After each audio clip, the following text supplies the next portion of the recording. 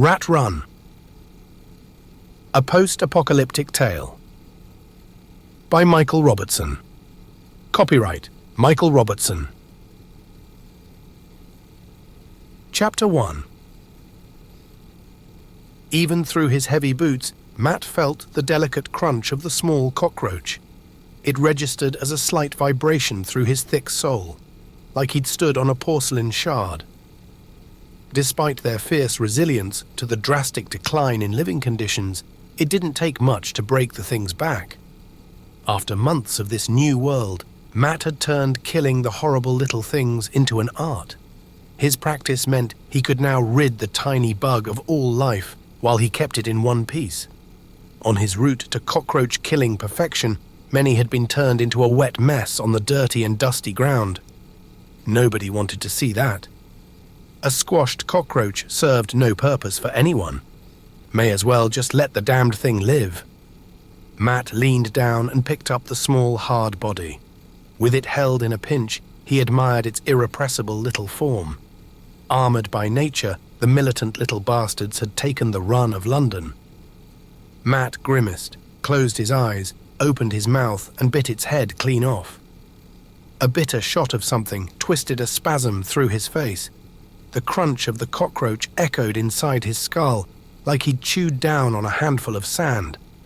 With a deep breath, he swallowed the sharp and gritty lumps before he looked at Scarlett and laughed a joyless laugh.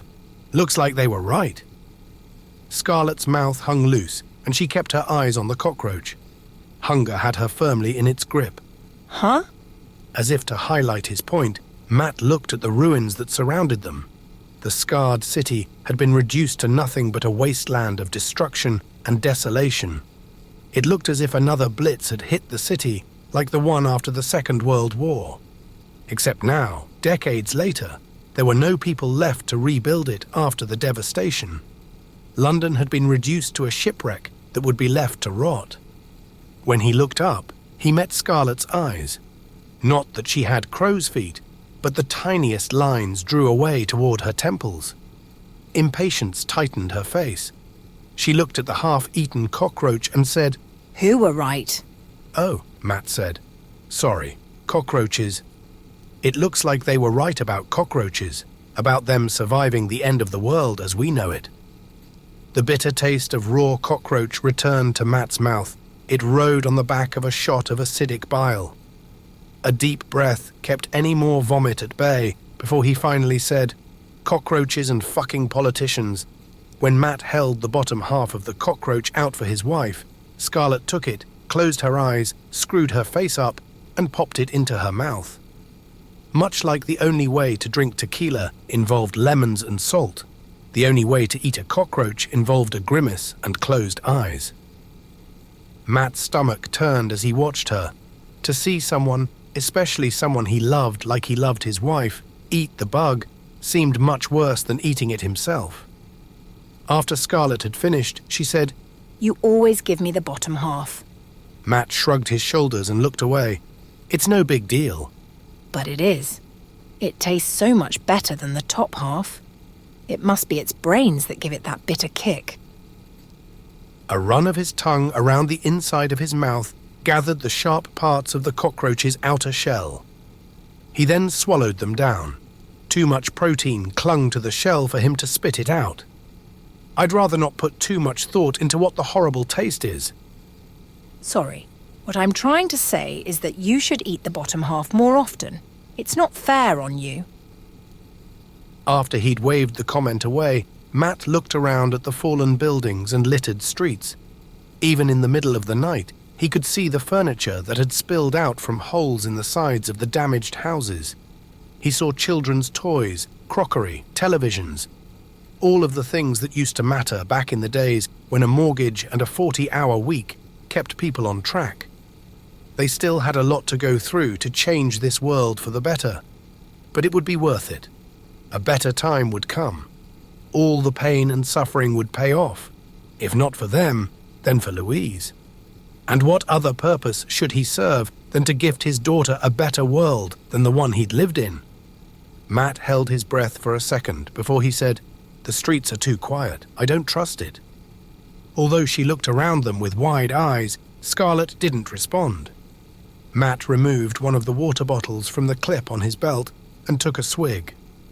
The muddy taste of rainwater washed away the remaining after tang of the horrible bug. As he passed it to Scarlett, she stroked the back of his hand. Even in their current state of barely surviving, her eyes glowed like emeralds held up to the sun. Life always ran rich through her. One of life's angels. Louise couldn't have wished for a better mother, or Matt a better partner.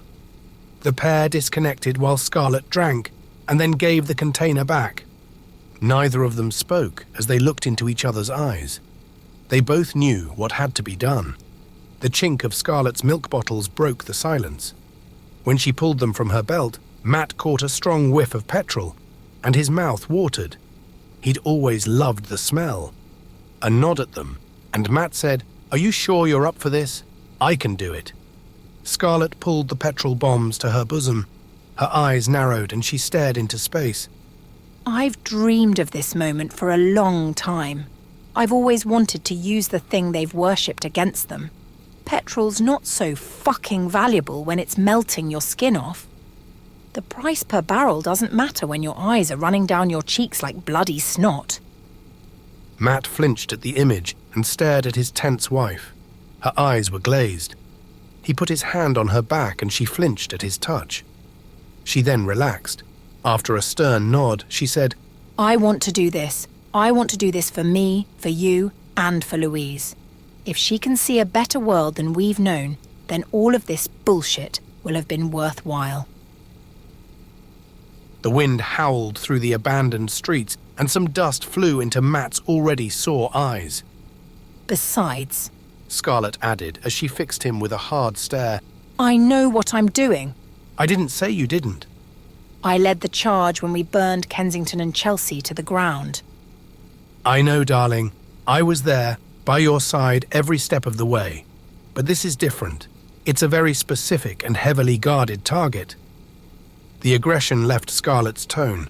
I'll be fine. She reached out and held Matt's hand. For some reason, it took him back to the first time they'd touched. They were childhood sweethearts.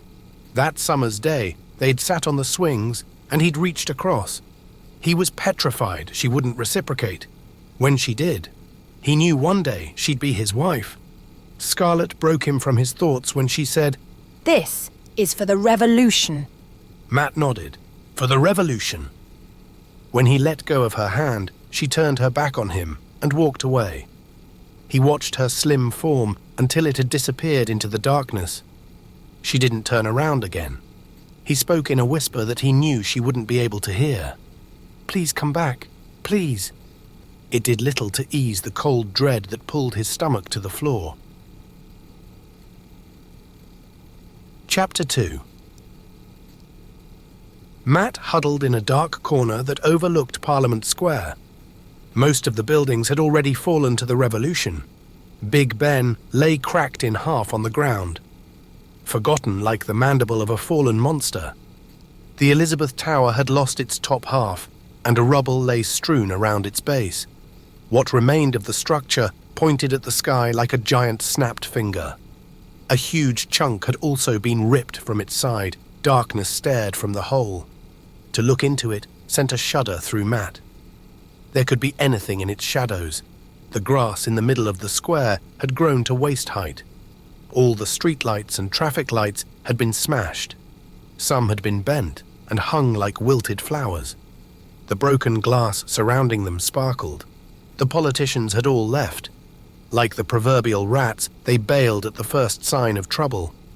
Most of their previous London dwellings had been torched and razed to the ground. But one remained, the final and most significant of all. Their next target, the moon, half hidden behind cloud, provided their only light.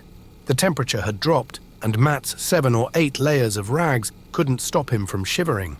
Skinny and malnourished, his breath turned to condensation on the air. London stood devastated. An eerie silence haunted the abandoned streets. Despite the destruction, they'd not yet done enough. The revolution had promised chaos, and they intended to deliver. The splash of breaking glass flashed through the silence, once, twice, and then a whoosh as the petrol ignited. She'd done it.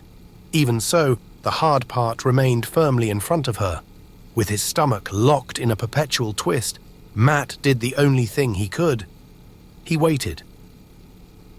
What felt like hours, but in reality couldn't have been more than a few minutes, passed, and a figure appeared from the road on the opposite side of the square in the direction of number 10, Downing Street. So heavily guarded, the revolutionaries had decided to leave it until last. Nevertheless, it had to go. Every sign of previous rule had to be toppled for the revolution to count. When the riots first started, social media came alive with photos of chaos and fire. Some of the most typed phrases from those who opposed it, those who wanted to continue in the fucked-up system they believed to be a democracy, stood out in Matt's mind. What's the point? Since when did violence ever work? But they weren't practicing violence. Wanton destruction, yes, but violence? Not yet, at least. And when did it ever work? Try every fucking revolution, morons. Unfortunately, change only happened when shit got wrecked. Since time began, regimes had been toppled through violent and bloody uprising. Those who'd remained beholden to the old systems had undoubtedly asked exactly the same questions when their societies fell. From the second he saw her, Matt recognized the form as his wife. But his heart truly lifted when the moonlight confirmed it for him. They'd agreed he'd remain hidden until they knew it to be safe. Although what safe meant nowadays, who could say? The svelte figure of the woman he loved moved like the wind. The revolution had improved everyone's fitness. It brought people back to what they should be and turned people like Scarlett into athletes. The lives Matt and Scarlett used to live killed both their bodies and their brains. The media had poisoned their minds with fear and hate. The slavish dedication to a television schedule, fast food, and a cubicle existence had poisoned their bodies. But now, that nation of couch potatoes that received the fear-mongered bullshit delivered to them from on high had well and truly gone. The elite had lost their grip on things. The hole that had been blown in the Elizabeth Tower had taken two sides of the structure out completely. The tower still remained upright in what seemed defiance to physical law, but allowed Scarlett to dart into the hole and gain shelter in the shadows. From across the square, over the top of the long grass, Matt could just about see the silhouette of his love. Although he couldn't see her face, he could tell she stared at him, like he did her. They only had one choice now, and it stood as the biggest challenge to overcome. They had to wait. Matt's heart beat in his neck like he'd just made the getaway himself. The urge to walk over to her tugged on every fiber of his being, but he held firm. It's what they'd agreed, so it's what he would do. Time they had in abundance. Food, fuel, shelter, and protection were life's luxuries now. Matt could wait. As long as he could see the love of his life while she hid in safety, he could wait a lifetime. Matt glanced at his wind-up watch. It could have been any time of night, probably not 1 in the morning like his watch said, but it still registered an accurate minute, even if the time of day read wrong. 4 minutes had passed. 6 more needed to vanish before he went to her. The plan had to remain. After 10 minutes, Matt could go to her, not a second sooner. 5 minutes, 6 minutes, 7? The click of boot heels hit the concrete road surface. Matt flinched with each sharp, synchronized step. The loud cracks spoke of a military unit as it closed in on them, the footsteps of the elite army. Matt's throat dried and his pulse raced as he watched the entrance to the road that led to Downing Street. The footsteps grew louder. Not long, and the army would swarm into the square. Scarlett had nowhere to run. They'd find her in an instant if she didn't move. When Matt stood up, Scarlett waved for him to crouch down again. He pointed to her. "I'm coming to you." But she shook her head, slumped, and cradled her arms as she showed the universal sign for a baby. She may have been 2 years old, but they both still called their only child, Louise, their baby. The message was clear. She needed at least one parent. and it looked like Scarlet was about to be removed from the equation. Panic rose up through Matt's body and buzzed in his chest like a wasp's nest. With ragged breaths, he shook and the bile in his stomach curdled. The memory and taste of the bitter cockroach returned. The army appeared. The back of Matt's neck dampened with sweat and tears burned his eyes. Although a blurred image of his wife, Matt knew her well enough to see the grief in her slumped demeanor. As he continued to watch, the sadness of two people tore through him. For his little girl, who may never get to know the great lady that she called Mum. Hell, she probably wouldn't even remember the magnificent woman who'd done so much for her already. And his own, for the loss of the woman he loved with every fiber of his being. As though they knew her location all along, the army stopped by the broken remnants of Big Ben.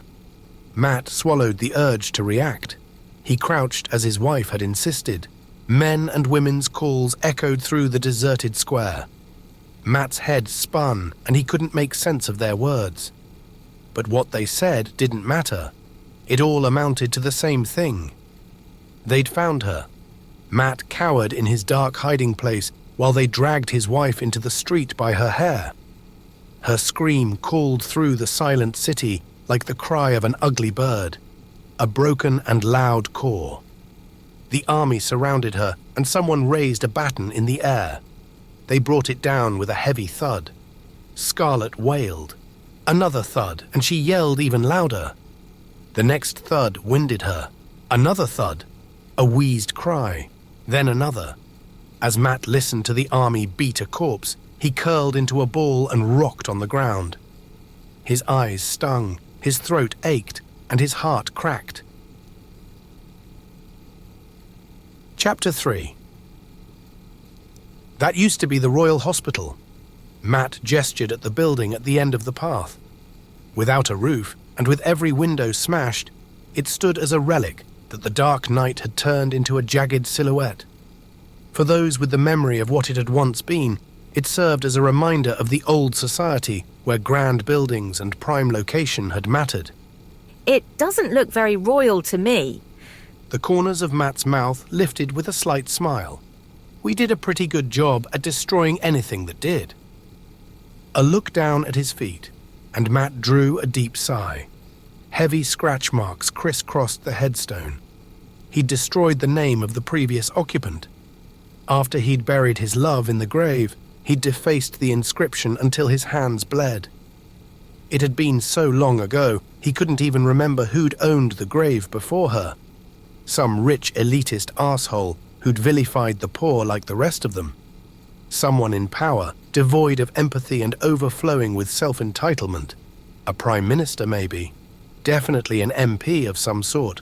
Maybe a woman. He couldn't remember the specifics. Not that it mattered anymore. Despite the years that had passed, the grief weighed as heavy on his heart now as it had over a decade ago. The burn of tears needled his eyeballs. Although she didn't look at him, Louise slipped her small and cold hand into Matt's palm. He closed his grip around it, then looked up at the sky and blinked away his tears. The moon hung as a sliver in the sea of black. A thumbnail, at best, it did little to light the dark and ruined city. They'd toppled so many buildings that during the day he could see for miles. It also made it harder to hide, especially when the enemy had night vision. Matt let go of his daughter's hand and pulled her close.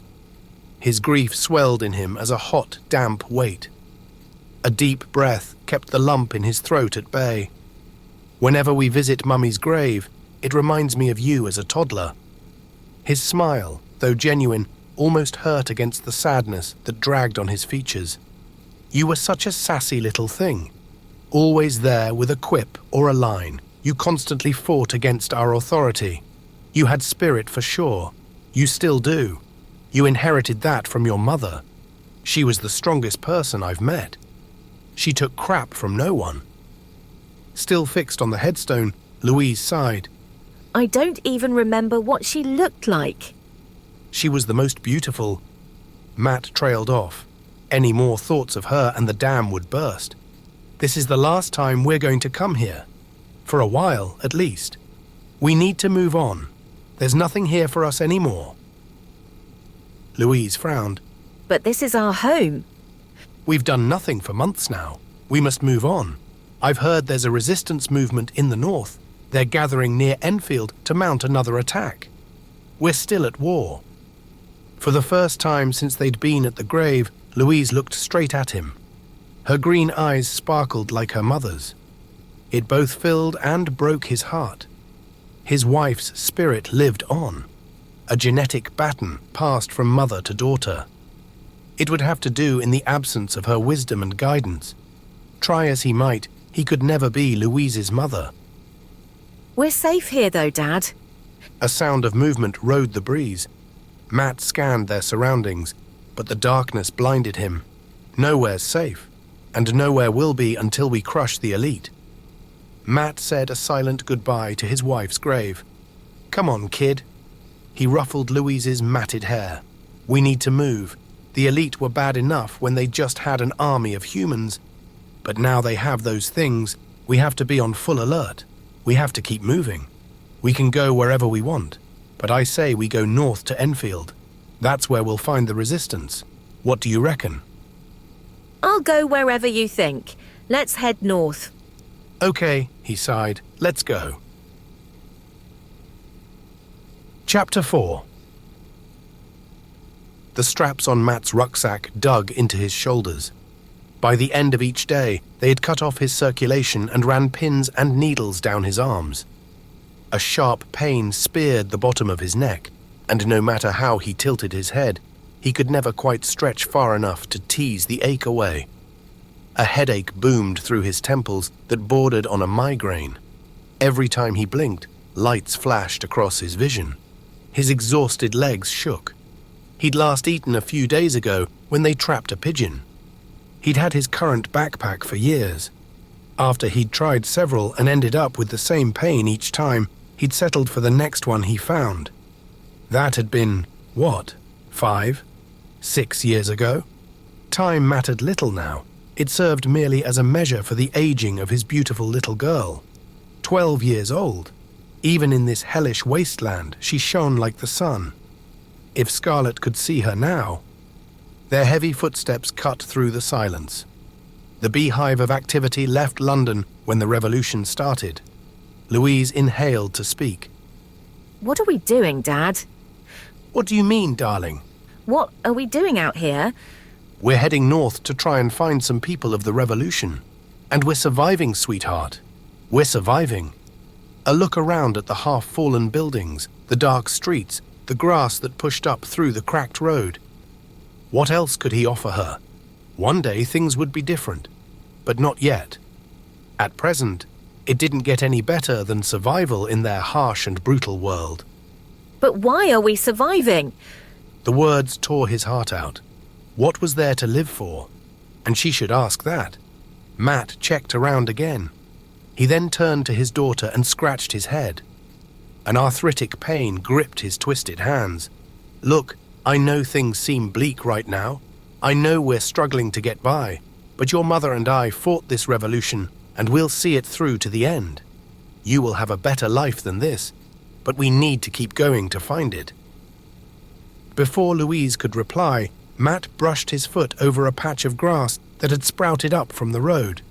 Look at this. Louise glanced down before she looked back at her dad, her expression blank. I don't get what you're saying. We're like the grass. It may seem like the hard layer over the top of us will keep us down forever, but it won't. Our strength lies in our refusal to give up.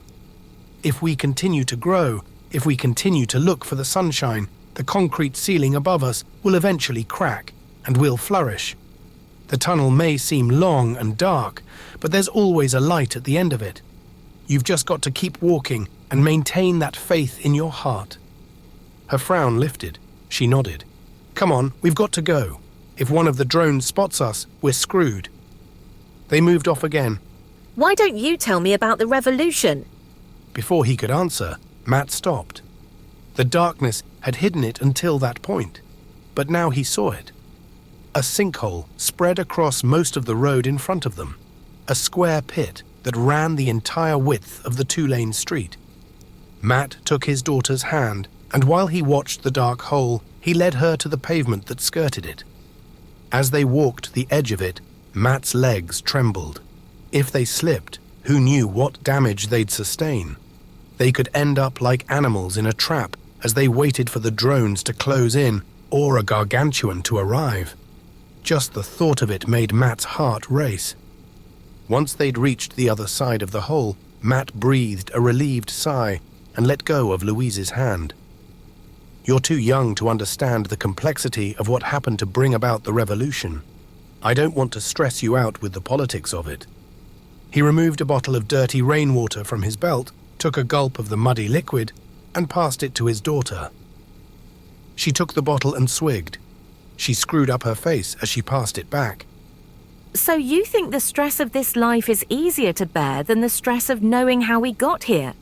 I'm 12 now, Dad. I'm not a child anymore. You have to let me grow up at some point. 12 should be a child still, but Matt couldn't argue with her. This world didn't make accommodations for youth. You're either a survivor or you're not, and if Louise were to survive, he needed to let her grow up. Scarlett would have encouraged it years ago. He needed to let his little girl become the young woman she seemed ready to turn into.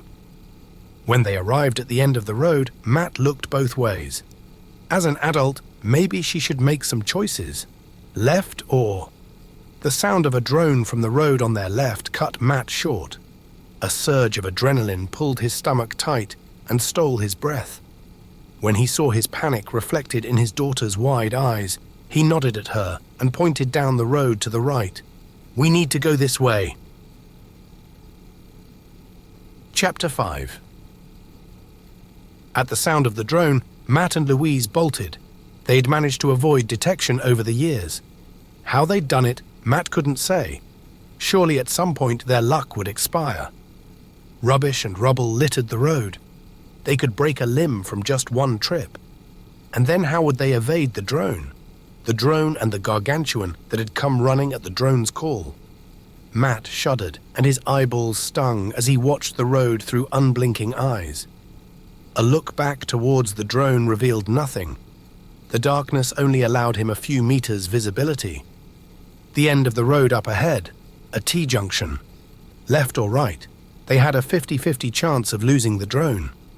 As they got closer, Louise stepped on an empty can. The loud metallic crunch went off like an explosion in the quiet city. Matt stopped dead. Sweat beaded on his brow and his heart pounded in his throat. He suppressed his scream. He'd tried so hard to not step on anything, and she was the one who'd let them down.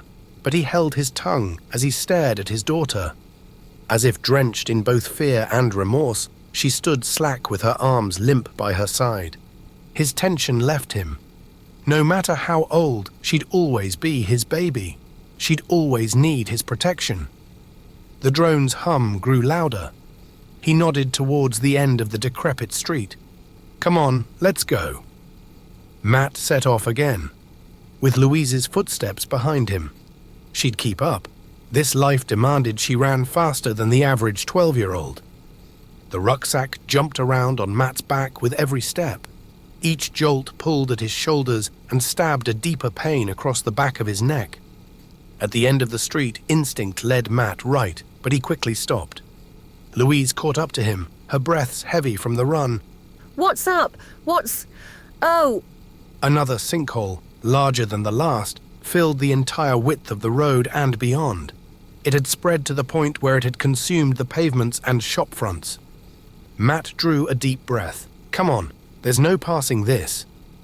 Dryness clawed at his throat, but he couldn't stop to drink. He spun on his heel and ran the other way. Louise followed. Chapter 6. Shit. Fuck it. Matt's heart sank when they reached a dead end. The wall was too tall to climb and stretched across the entire street. Dad, come down here. Alice nipped into a dark alley he'd missed on his way up the street. He took off after her and followed her in, his legs already aching from the run. The darkness sucked even the idea of light from Matt's eyes as he followed his daughter's footsteps. Anxiety ran through his exhausted frame. He should be leading this, not her, and it may not even be a drone that could catch her. Sinkholes were common in the city. If she fell, he may not be able to get her out. Although he wanted to call after her, he held it back and focused on his breathing. He couldn't hear the drone, but it would probably hear him. Clumsy with fatigue, Matt stood on what felt like half a brick. His ankle turned. He stumbled, tripped, and then fell forward. Chapter 7. Fire tore through Matt's palms when he reached out to soften his fall. The shock from the rough ground ran up his arms and settled into his shoulders. But nothing could distract him from his initial injury, the sharp sting in his ankle. He could run with cut-up hands and aching shoulders, but if he'd broken his ankle, then his escape must surely end. Matt got to his feet, Louise a silhouette farther ahead. She'd stopped and looked his way. He bit down on his bottom lip in anticipation of the pain and put pressure on his foot. The jagged shock sent agonizing forks from the ground to his stomach, but it took his weight. The drone's hum grew louder. Matt raised his hand at Louise and called in hushed tones, "I'm fine, keep going." By the time they'd reached the alley's end, Matt's ankle still burned, but he moved with a greater ease. A huge pile of rubble blocked the road to their left, so they turned right. The drone must have entered the alleyway. The enclosed space amplified its humming progress. Matt clenched his jaw, caught up with his daughter, and tugged on her arm. "Come on, we've got to keep going." At the next crossroads, about 20 meters ahead, Matt had developed a stitch. The first one he'd had in years. It penetrated his side like a white-hot blade and restricted his breaths. The taste of stale rainwater and bile lifted up into his throat. Wrecked cars blocked the roads on either side. Were his ankle better, he might have climbed them. Instead, they continued straight ahead. Through heavy breaths, he said to Louise, "I can't. Keep on going. We have to find somewhere to stop." Louise grabbed his hand and tugged him toward an abandoned building. Once inside, Matt pressed his back against a wall and fought to catch his breath. Louise seemed to have recovered already. She didn't have a rucksack, but she was far fitter than him. The drone's echoing hum returned to normal. It had exited the alley. Matt tried to stifle his hungry gasps. He tried to swallow away his dry throat. He pulled Louise close. She smelled like him, damp, funky, like the clothes on her back were rotting. She trembled in his arms. 5 years of drones on the streets, more than 10 since the war had begun, and neither of them had been spotted yet. Maybe they'd run out of luck. The drone's scanner, a red fan of light, edged into the dark building. Louise tensed in Matt's tight grip, and like him, held her breath. The drone passed on the other side of the wall, just meters away, the closest Matt had ever got to one. The stirrings of a panic attack beat in his chest like it wanted out. Matt watched it through a hole that used to be a window. The spherical glass machine buzzed and hummed on its way down the dark street. Its red beam scanned the road ahead. Utterly devoid of a personality, the representation of elite oppression moved along like an automatic hoover. It had been given a role that it would complete with machine efficiency. Killing was just another task. It had no comprehension of life and death. Neither moved for the next 10 minutes. Matt had finally recovered his breath, but his chest remained tight with the imprint of panic. He finally let go of his little girl. The little girl who had to look out for their safety now as much as he did. The little girl who could no longer live the life of a child. The young woman who had saved them twice as they'd run from the drone. "Come on," he said, "let's get moving. We need to head to Enfield. It seems like there are more drones on the streets now than ever." A cold chill ran through him. The last thing we need is to be chased by a gargantuan. Chapter 8. Matt and Louise walked in silence in the shadows of the decrepit buildings. The thin moon gave off little light, so the shadows rendered them almost invisible. The darkest of nights were the best time to travel. They were surrounded by relative calm, but Matt's eyes burned from his infrequent blinking. Those who lowered their guard rarely survived the night. The strong and bitter wind cut straight to his bones. He removed a bottle of water from his belt as he searched every dark crevice, every ruined building, every slight alcove.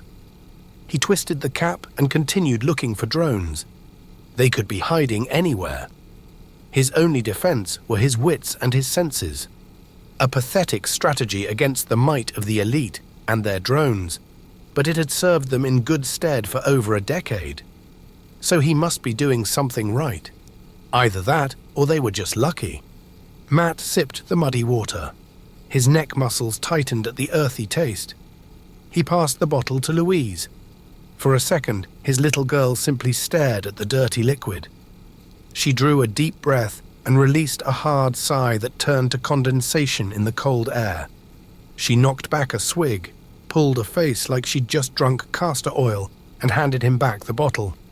Tastes like shit, doesn't it? Despite Matt's attempt to keep his voice low, his hushed tones flew through the silent streets. Louise's eyes widened. You don't normally swear, Dad. The transition from youth to adulthood had stretched Louise's body. Her limbs had grown long and spindly, and her face had lost the chubby puppy fat of only a year or so ago, although a poor diet and a nomadic lifestyle could also be to blame. "No, I don't," Matt said, "but you're not a kid anymore." She smiled and straightened her back. She stood several inches taller. The sight twisted Matt's heart. It had been so long since she'd last smiled. Swollen with sadness, he patted her bony back. If only he could better provide for his little girl. He gulped and fell back on his usual response. A mechanical reply, but what else could he say? "We're going to win this, you know. We're going to come out on top, and the elitist arseholes will fall to us." Not if we're spotted by a drone. Well, we won't be. We've managed to avoid them for long enough. There's no reason why we can't do so forever. There seems to be more and more of them every day. If only he could disagree. I know you don't like to talk about them, Dad, but have you ever seen a gargantuan? A sharp shake of his head, and a cold chill snapped through his body. No, thank God. I've heard plenty of stories about them, though. They say they're as tall as skyscrapers and as strong as a T-Rex.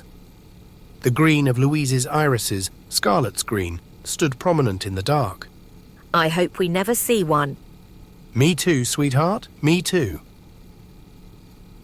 Chapter 9. When they entered the next street, they both stopped dead. The ruins of fallen buildings blocked the road. Louise broke the silence. Another dead end. This is getting ridiculous. What shall we do? Although passable, Matt shook his head. If we try to climb over that, we could too easily slip, and it'll be game over. A broken ankle for either of us will put an end to our journey north. Instead of a reply, Louise looked around as if in search of a better option. Matt saw it first and pointed. "Look, over there, another alleyway." He sighed. "These streets are like walking through a bloody labyrinth." At least there's always another option. Matt shrugged. So far, at least. Like in the previous alley, the darkness blinded Matt. Unlike the last alley, he led the way. Without a drone on their heels, Matt took his time. With each step, he only lifted his feet a few inches from the ground as he walked. It minimized the risk of a trip. If he never lifted a foot high enough to stand on a brick or lump of rubble, he couldn't turn his ankle again. The ache from earlier still throbbed through it. The scrape of his soles over the rough ground echoed in the tight space. The occasional sound of a skittering rock or stone called out when either Matt or Louise kicked one away from them, but neither of them fell. The street at the end looked much like the others, wide and flanked by ruin. Matt looked up into the night sky and found the North Star. The days of GPS existed only as a faded memory. The conversation had died between the two, and Matt took the opportunity to glance at his daughter again. The day-to-day struggle had got in the way of him taking the time to truly appreciate her, to revel in her magnificence. What was the point of life if not to appreciate one's offspring? Before Scarlett had died, Louise had been a toddler, and Matt had watched her wobbly little form for hours. He'd watched her walk a few steps and fall over. He'd watched her try to run and fall over. And even before Scarlett had been murdered, he'd watched her run. But something changed when Scarlett died. With only one of them to look after her, he'd watched over her instead of watching her. In an attempt to protect his girl, his attention suddenly went on everything else. As a single parent, he had to be the eyes for both of them. He had to protect her from the harshness of this new world. Hidden in plain sight, Louise had turned into a young woman. If he'd have been braver when Scarlett needed him, he would have prevented her death, and she would have made the decision months ago. It was long overdue. Louise needed to be told her history. She needed to understand the world better. Matt took a deep breath. Fuck Trojan scum. A gasp, and Louise looked over at her dad. What? Your mum would have told you by now. Your mum would have done a lot of things better than I have. What are you talking about? That was when I knew things were about to turn sour. That particular image sticks in my mind as the defining moment. Louise shook her head. I still don't understand what you're saying. Sorry, I'm not making much sense.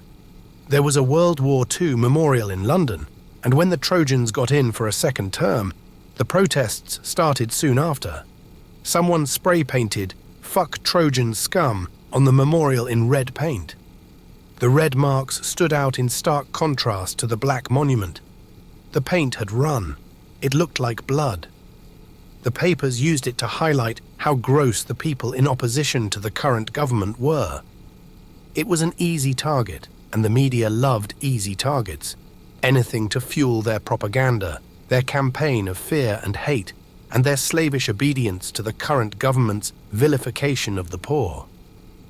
Although, to be fair, I didn't agree with where it had been sprayed. I mean, what did the women of World War II do to deserve their memory being defiled in such a way? But the sentiment, I backed it wholeheartedly. Not that the Trojans were the only arseholes in politics. All of the political parties served the businessmen who were the ruling elite. The Trojans just did it with a sadistic grin on their privileged faces and a psychopathic lack of empathy for anyone in need. After she'd closed her mouth, Matt watched Louise gulp, but not reply. I don't know why, but that image has stayed with me more than any of the others. I'm sure there were more signs, but to see that just days after the Trojans had been re-elected, it seemed like an omen, you know? The sound of bricks as they fell and hit the ground spiked Matt's pulse. He turned in the direction of the sound. The city lived.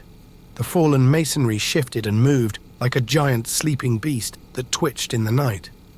Although he continued to look around, he also carried on speaking. There were riots on the first weekend after the Trojans got in for a second term. A peaceful protest led to violence pretty quickly. After years of austerity, the poorer people of Britain had had enough. A shake of his head, and Matt swallowed back the bitter taste in his mouth. The number of food banks, Food banks? places that took food donations to distribute amongst the poorer people in society, like churches and village halls. Tension wound Matt's back tight. It was disgusting to see such an affluent nation drive its poor so far down they had to rely on handouts. It was the kind of thing I saw happening in other countries, countries that were on their knees through poverty. It never needed to happen in Britain. The country had about 40 food banks before the Trojans took over. That number increased to nearly 500 in their first term. It hit 5,000 just before the revolution, and all the while, the super rich got richer. The innocence of childhood returned to Louise for a moment. But why? That seems so unfair. Because they didn't give a fuck about anyone but themselves, darling. That was how it worked. A heavy sigh, and Louise shook her head. The silence hung between them, palpable to the point where Matt could almost hear Louise's thought process as she took in everything he'd said. Although in truth, Matt said, all politicians served the capitalist giants that ran the world. The only real difference between the parties was that the Trojans were more open about who their masters were. Their main drive was to reduce the cost of the welfare state so they could lower taxes and give more money to the wealthy. That was all they cared about. But it was during the second term when shit really hit the fan. After years of brainwashing, they'd convinced the general public that austerity was a necessity, rather than something to suit their ideology. The voting public fell for it. Another sound of bricks shifted in the shadows to their right. Matt froze for a second before he pulled back into the broken doorway of a fallen building and dragged Louise in with him. Her skinny frame came without resistance. From his dark hiding place, Matt watched a fox pad down the road. He slowly lowered his bag, and his hand shook as he removed a small bat from it. He drew deep breaths to try to still his rapid heartbeat. After weeks of worms, beetles, and cockroaches, they needed something more palatable. Years of practice had honed Matt's hunting skills, so he dropped down into a crouch. His knees ached from where malnutrition had turned all of his joints rusty. The gentle pad of each foot walked up the road toward them, the fox oblivious to the ravenous spotlight upon it. The gentle shuffle of Louise's feet behind, and Matt could hear she'd stepped back. She knew the drill. With one final deep breath, Matt sprung from the building. For a second, the man and the beast locked stares. The gold rings of the fox's eyes widened as it stood shocked by the surprise attack. The second ended as Matt brought the bat down on its head. With a hollow knock, he caught it on the temple, and the canid fell, instantly limp, as if its muscles had all given up at once. To be sure, he bashed it again, and the weak skull of the small creature broke like an egg beneath the blow. When he lifted the limp form up, a huge grin cracked his face, and his stomach rumbled. When Louise stepped from the building, he held the fox aloft for her to see. "We're going to eat well tonight, darling." With a clenched jaw, Matt said, "We're going to eat whether they like it or not." Fire burned in Louise's eyes when she said, Fuck Trojan scum! An ironic laugh, and Matt shook his head. "Fuck the lot of them, darling. Them and their ruling elite masters." Chapter 10. Matt closed his eyes before he leaned forward and blew on the fire's embers. For a second, he remained where he was and let the tingle of warmth cover his cold face. When he pulled back and opened his eyes again, he saw white flecks of ash circle around the top of the fire. The deep red glow, brighter than before, continued to cook their freshly caught fox. The smell, although smoky from the wooden fire, still made his mouth water. In the corner of an abandoned warehouse, Matt looked first at Louise and then at their surroundings.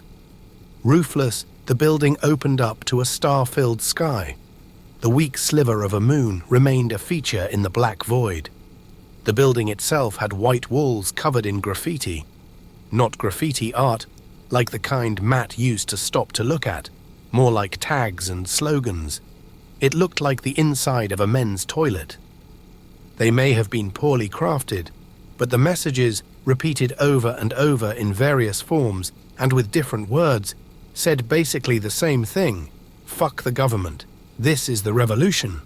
When he saw Louise look around too, Matt said, "This place used to have a roof on it." Loose-jawed, Louise looked at him, her expression unchanged. "This was where we all met when we planned the revolution. This place was a mess even before London fell into ruin. It had been abandoned for years, so it seemed like the best spot for our base." Matt had driven a stick through the fox to spit roast it. He turned the creature over before he pulled it toward him. Although still soft, it seemed cooked. A prod of its hot body with his finger to double-check, and Matt took a bite from its side. The thing tasted like sour pork. After several chews, he swallowed the tender meat, before he tore a strip off and passed it to his daughter. Ever hasty, she shoved the meat into her mouth. A second later, she let her jaw fall loose, rested the piece of fox on her tongue, and breathed out steam. Matt shook his head and laughed. "It's hot, by the way." all Louise offered him in return was a roll of her eyes and a nod of her head. In a world where Matt didn't know where the next meal would come from, seeing his daughter eat made him glow. It had been his favorite thing to watch for years now. With every open-jawed chew, a billow of steam puffed from Louise's mouth. She finally swallowed the meat. Where are we going, Dad? The question caught him off guard, and Matt stammered for a second. North. Enfield. We've had this discussion already. There's a pocket of resistance there. The next push to overthrow the elite has to come from there. We need to get together with them and join the cause. The elite are on the ropes, and we can take them down, but we need to strike now and hit them where it hurts. Which is? Huh? Where does it hurt? They don't seem to have much vulnerability. The thought of the gargantuan ran through Matt's mind. It didn't matter that he'd never seen one, because he'd heard their feet pound as they chased down the members of the resistance. He'd heard the screams as people were lifted from the ground. He'd heard their bones crack. He'd listened to their cries come to an abrupt halt. He'd seen the aftermath too many times. Just the thought of it turned nausea through his stomach. Louise made a valid point. Gargantuan didn't have any vulnerability, but the elite that guided them did. Without a reply to his daughter, Matt drew a deep sigh and looked around. He read some of the graffiti. "This world is ours for the taking. Fuck the elite. Our unity will topple them." That last one had been written by Johnny Squall about 5 years ago. There had been hope then, genuine hope. Then Matt saw the dried bloodstain on the floor, a circle about the size of a child's paddling pool.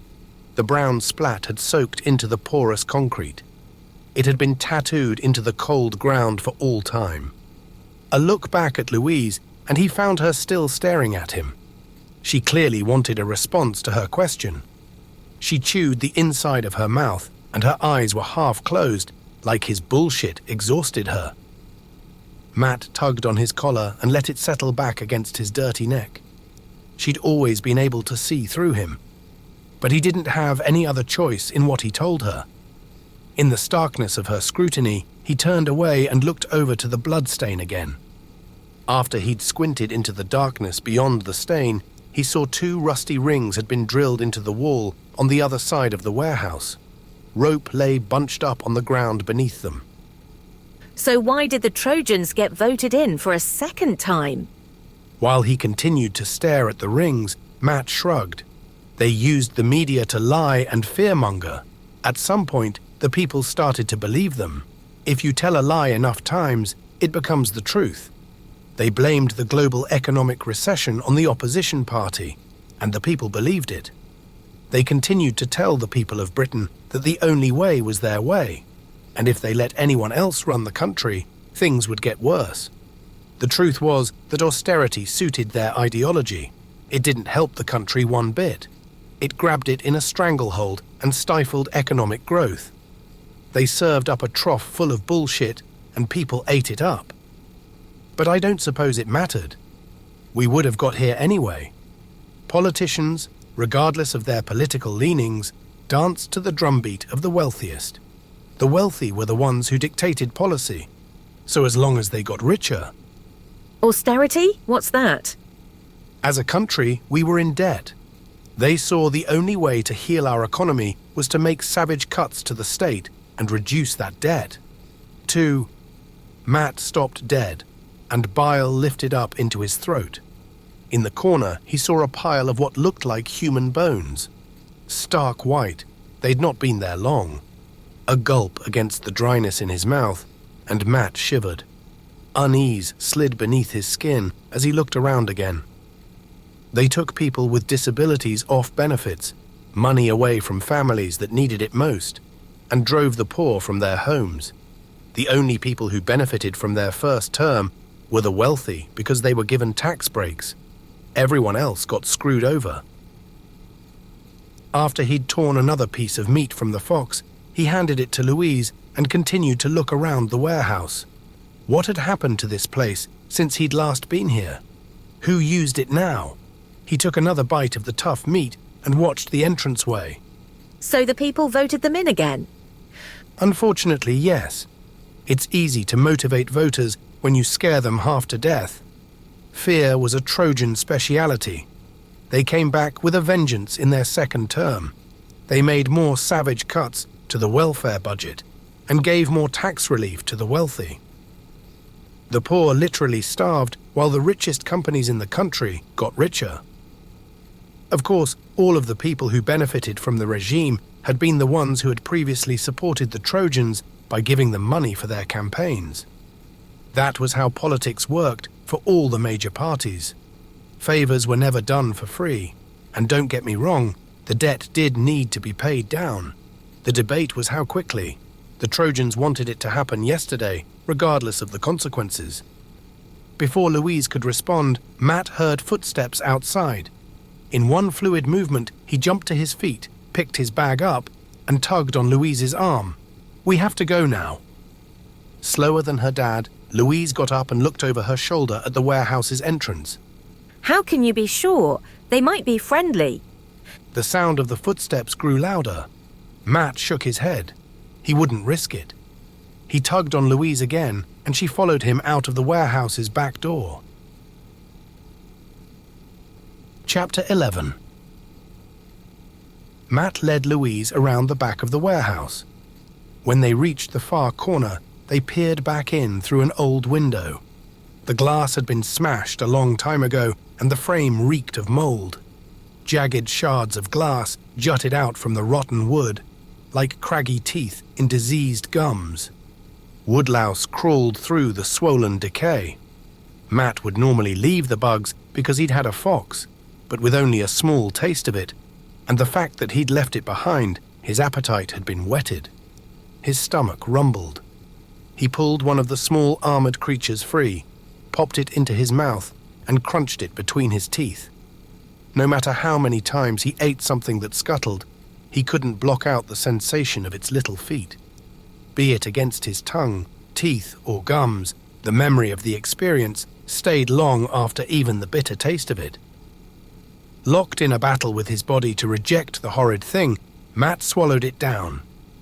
After he'd liberated another one from its wooden home, he passed it to Louise, who ate it without hesitation. The simple act tore at his heart. A child of this world thought nothing of it. He could almost feel Scarlet looking down on him from above. He could almost hear her ask, "How can you make our daughter live like this?" But their daughter knew no different. When people entered the warehouse, the desire to run balled in Matt's muscles, but he held his ground and watched the 3 men and 2 women. Like Matt and Louise, their clothes hung from them in rags, like they'd been shredded. No one had time to make garments nowadays. "Oh, look!" One of them, a lady with hair the color of stale urine, said as she pointed at the fire and laughed. "Who's been sleeping in my bed?" 2 of the men and the other woman laughed too. One of the men didn't. He clearly didn't belong to the group. How do you know they're bad people, Dad? Louise whispered. "I don't, which is why we're keeping our distance." The 5 of them walked over to the smouldering fire. Matt's stomach rumbled as he stared at the cooked meat. They could find another fox. Rainwater and the supplies in his backpack took priority. After Louise's safety, of course. He'd taken the right things. Besides, the fox had grabbed the attention of the group. Hopefully, it would stop them before they'd even tried to look for the owners of the cooked canid. Matt continued with a sigh. They could be working for the ruling elite, and even if they're not, how many good people have you met in the past few years? We've only seen a handful. All the others have been horrible. He looked behind at Louise and held her stare for a moment before he said, "I don't want to have to kill anyone else." Sadness tugged on her features. She obviously didn't want to witness it again either. When Matt looked at the ruins behind his daughter and the wide-open darkness beyond, he said, "We need to keep our wits about us. Be careful of drones out here. I'll watch the people, and you watch our surroundings, yeah?" After a stoic nod, Louise looked around. A few months ago, Matt wouldn't have trusted her with such a responsibility, but his daughter had changed. Despite Matt's desire to hold on to his little girl, He couldn't ignore the young adult that now stood before him. A masculine scream came from the warehouse, and Matt spun around to look inside. The piss-blonde woman and a thick-set, dirty man with a dark beard and dreadlocks had dragged a man over to the wall with the metal loops drilled into it. The man, who clearly didn't belong, kicked out at the piss-blonde woman. One of his kicks caught her in the gut. It drove the air from her in a deep bark that boomed in the enclosed space. She'd hit the floor before the echo had died. The other man took her place and helped restrain their prisoner while she lay on the floor, her mouth wide as she gasped for breath. Despite her clear discomfort, the woman glared at the man who'd kicked her. The other two men picked up the rope and tied his wrists to the rings. The prisoner opened his mouth to speak, and thick blood seeped from it. It coated his chin, which glistened in the poor light. He screamed again, a primal broken scream. "Shut up," one of the men said. "If you make too much noise, they'll hear us. None of us want that." Louise appeared next to Matt. What's wrong with him? The restrained man opened and closed his mouth several times, and more blood spilled from it. It looks like they've cut his tongue out. A shudder snapped through Louise, and Matt looked out into the dark streets behind them. Nothing. Or nothing yet, at least. Regardless of what the savages had done, and were about to do to their prisoner, he and Louise hadn't run into a gargantuan. Things could be much worse. The piss-blonde woman got to her feet slowly and stared at the man who'd kicked her. Her shoulders wound up, and she clenched her fists, then took a step forward and drove a swift kick to his crotch. The man loosed a demented and tongueless scream before he fell limp. The ropes held him up like a puppet hung from a shelf. The piss-blonde woman spat at her prisoner before she followed the others over to the fox that still roasted on the fire. The extra few minutes had probably cooked the thing to perfection. Hopefully they'd choke on it. After one of the men had taken a bite from the roasted creature, he passed it across and spoke with his mouth full. "Where do you think they've gone?" He ran a sweep of the warehouse with his eyes and added, "They can't be far. This thing was ready to eat." The other man shrugged. "Maybe one of the drones got to them." Or a gargantuan. Piss Blonde offered. The first man shook his head. "No, I think they're nearby. We would have heard a gargantuan." A flutter ran through Matt's chest. He may have been enshrouded in darkness, but he still pulled farther back from the window. Better to be too hidden than not enough. Louise shuffled closer to him. For all of her womanly traits, when she got scared, the little girl resurfaced. A shake ran through her as she pressed into her dad and whispered, "We should go before they come out." Before Matt could respond, Piss Blonde spoke again. Who gives a fuck where they are? Seriously, why would we need to chase them?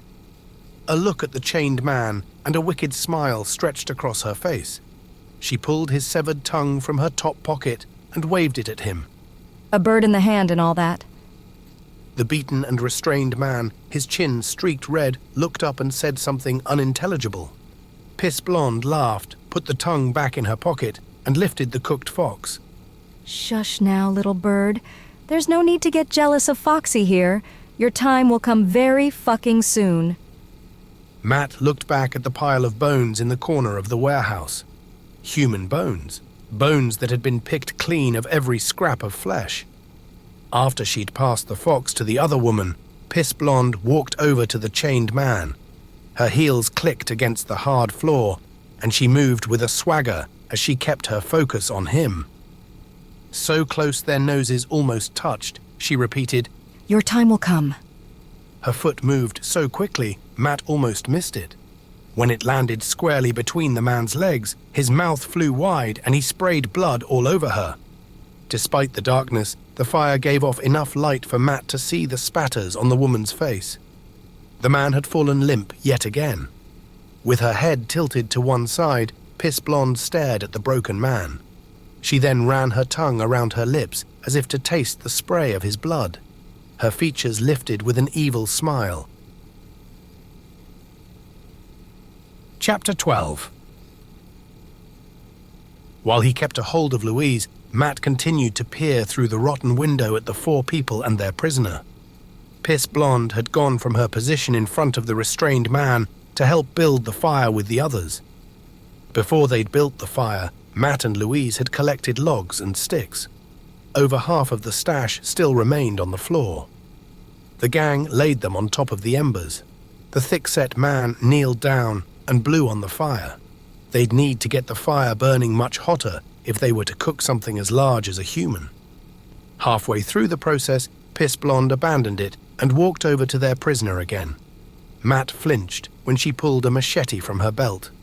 Despite the darkness, he should have seen it before. A couple of feet long at least, the shiny blade glowed orange as it caught the fire's reflection. The blade seemed well taken care of. It looked like it had received the love and attention that very few things in this new world had been given. The love and attention that only a psychopath could give to an inanimate object. A machete wouldn't let her down like people had. Although, to be fair, as one of the most vital tools for a cannibal, maybe it needed that kind of care. When the man without a tongue looked up, his eyes widened and he screamed his demented scream. Piss Blonde laughed. You remember Rosita then? Hard not to when she takes your tongue from you. Well, she hasn't finished yet. The scrawny woman looked down at her prisoner's crotch. There are plenty of body parts she needs to remove before she's done with you. The man shook and twisted as rivulets of blood cascaded down his chin. The rings chinked against the warehouse wall. Matt felt Louise push tighter into him, and he hugged her close. He'd bite Piss Blonde's throat out before she had a chance to attack them with that fucking thing. The wicked cackle of Piss Blonde echoed through the open space of the warehouse and joined the man's screams as they shot up into the night air. The noise snapped tension through Matt's back, and he looked behind them out into the ruined London streets. At this rate, Drone. the man with the dreadlocks said. He repeated himself in a hissed whisper. A fucking drone. Can you hear it? When Matt looked back into the warehouse, the smile had fallen from Piss Blonde's face, and her machete hung limp at the end of her arm.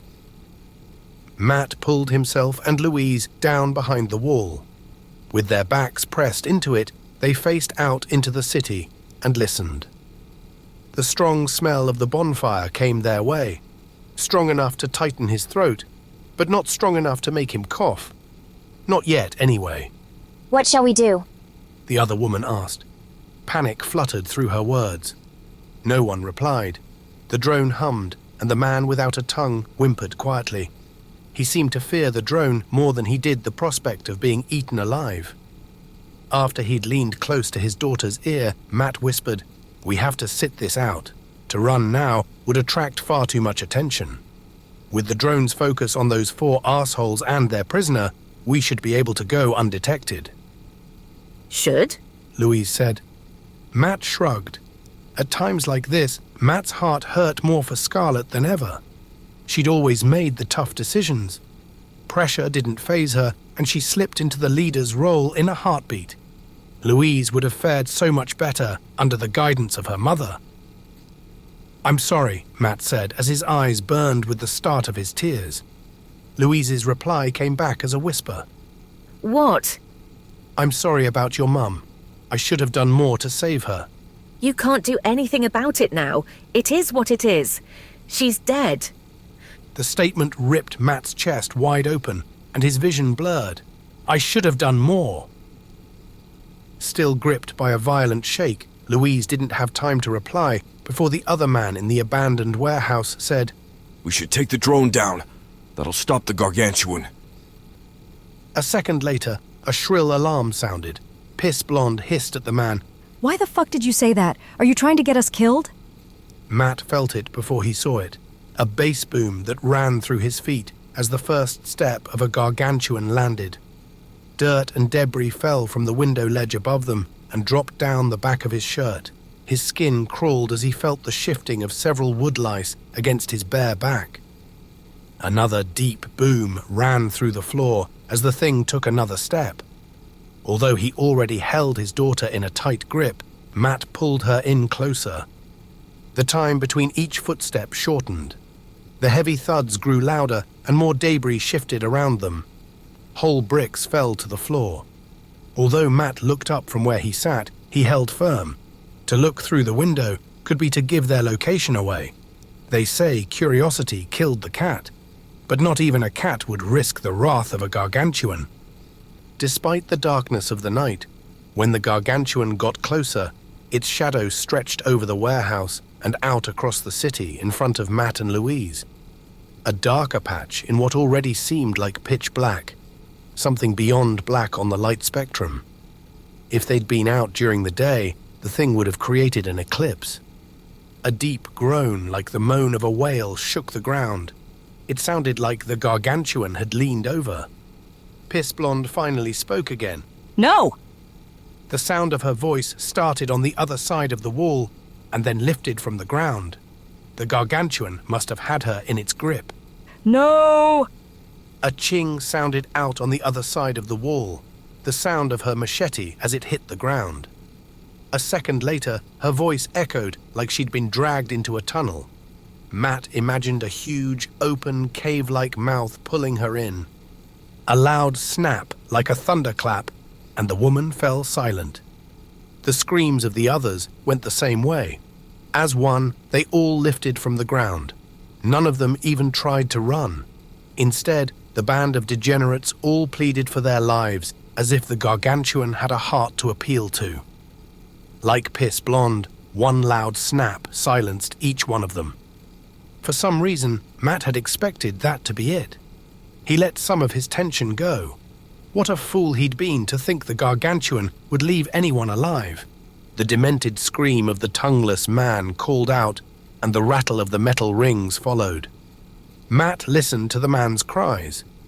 Louise pushed so tightly into him, the rough brick wall dug into his skinny back. The tongueless man screamed some more. With a pop and then the sound of a wet tear, the tongueless man screamed louder than ever at the pain of whatever had just happened to him. He sounded like someone being skinned alive. The warm dampness of Louise's urine spread over Matt's lap. The tongueless man's shrill cries rang through the city until the snap of massive jaws cut it dead. Chapter 13. Matt remained hunched down behind the rotten window for so long, trails of fiery pain streaked through his kneecaps. His legs shook as he kept his daughter gripped in a protective embrace.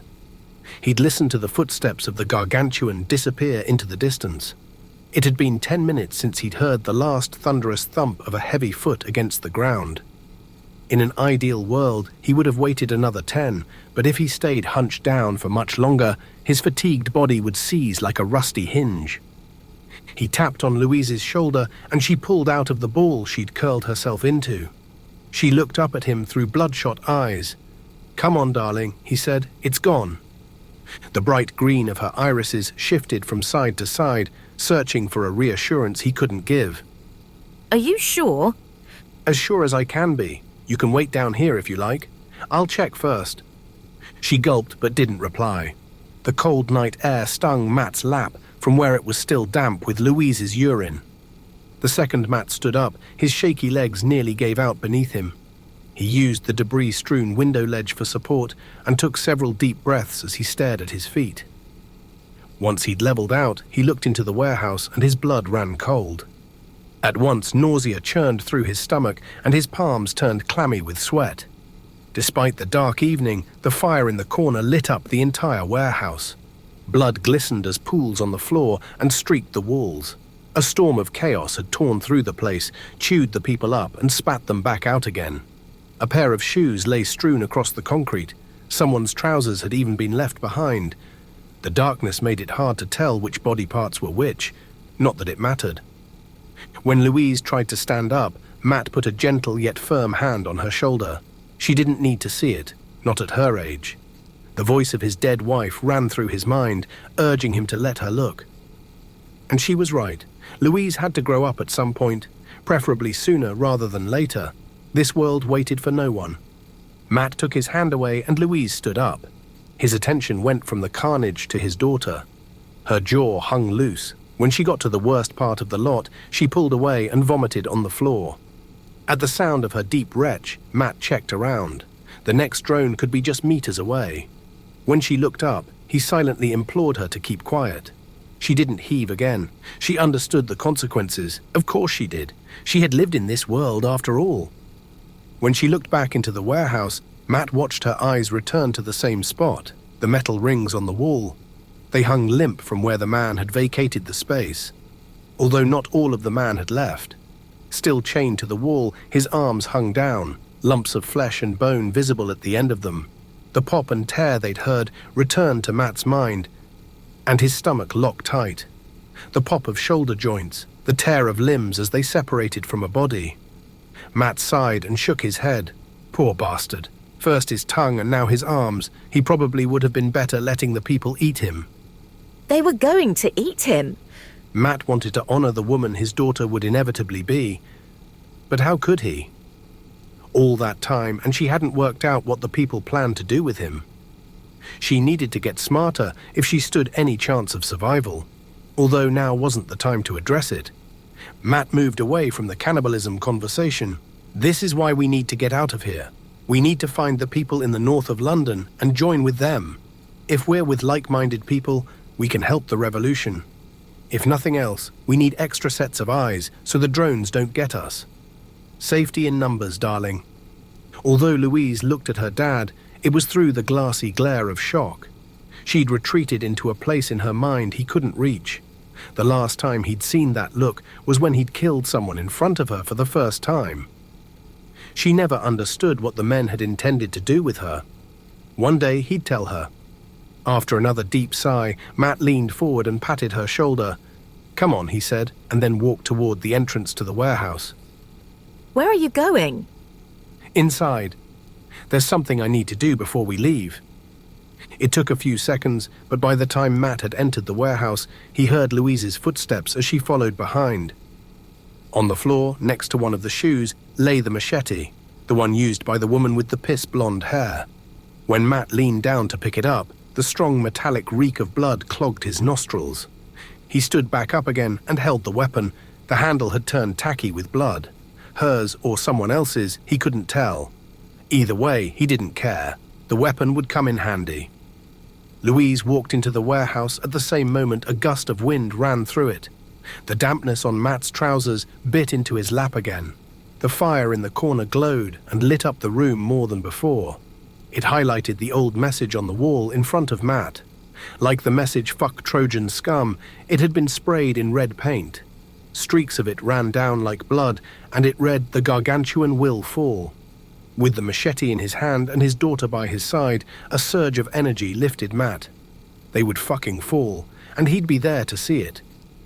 After he'd slipped his bag off, Matt slid the machete through the top of it and shouldered it again.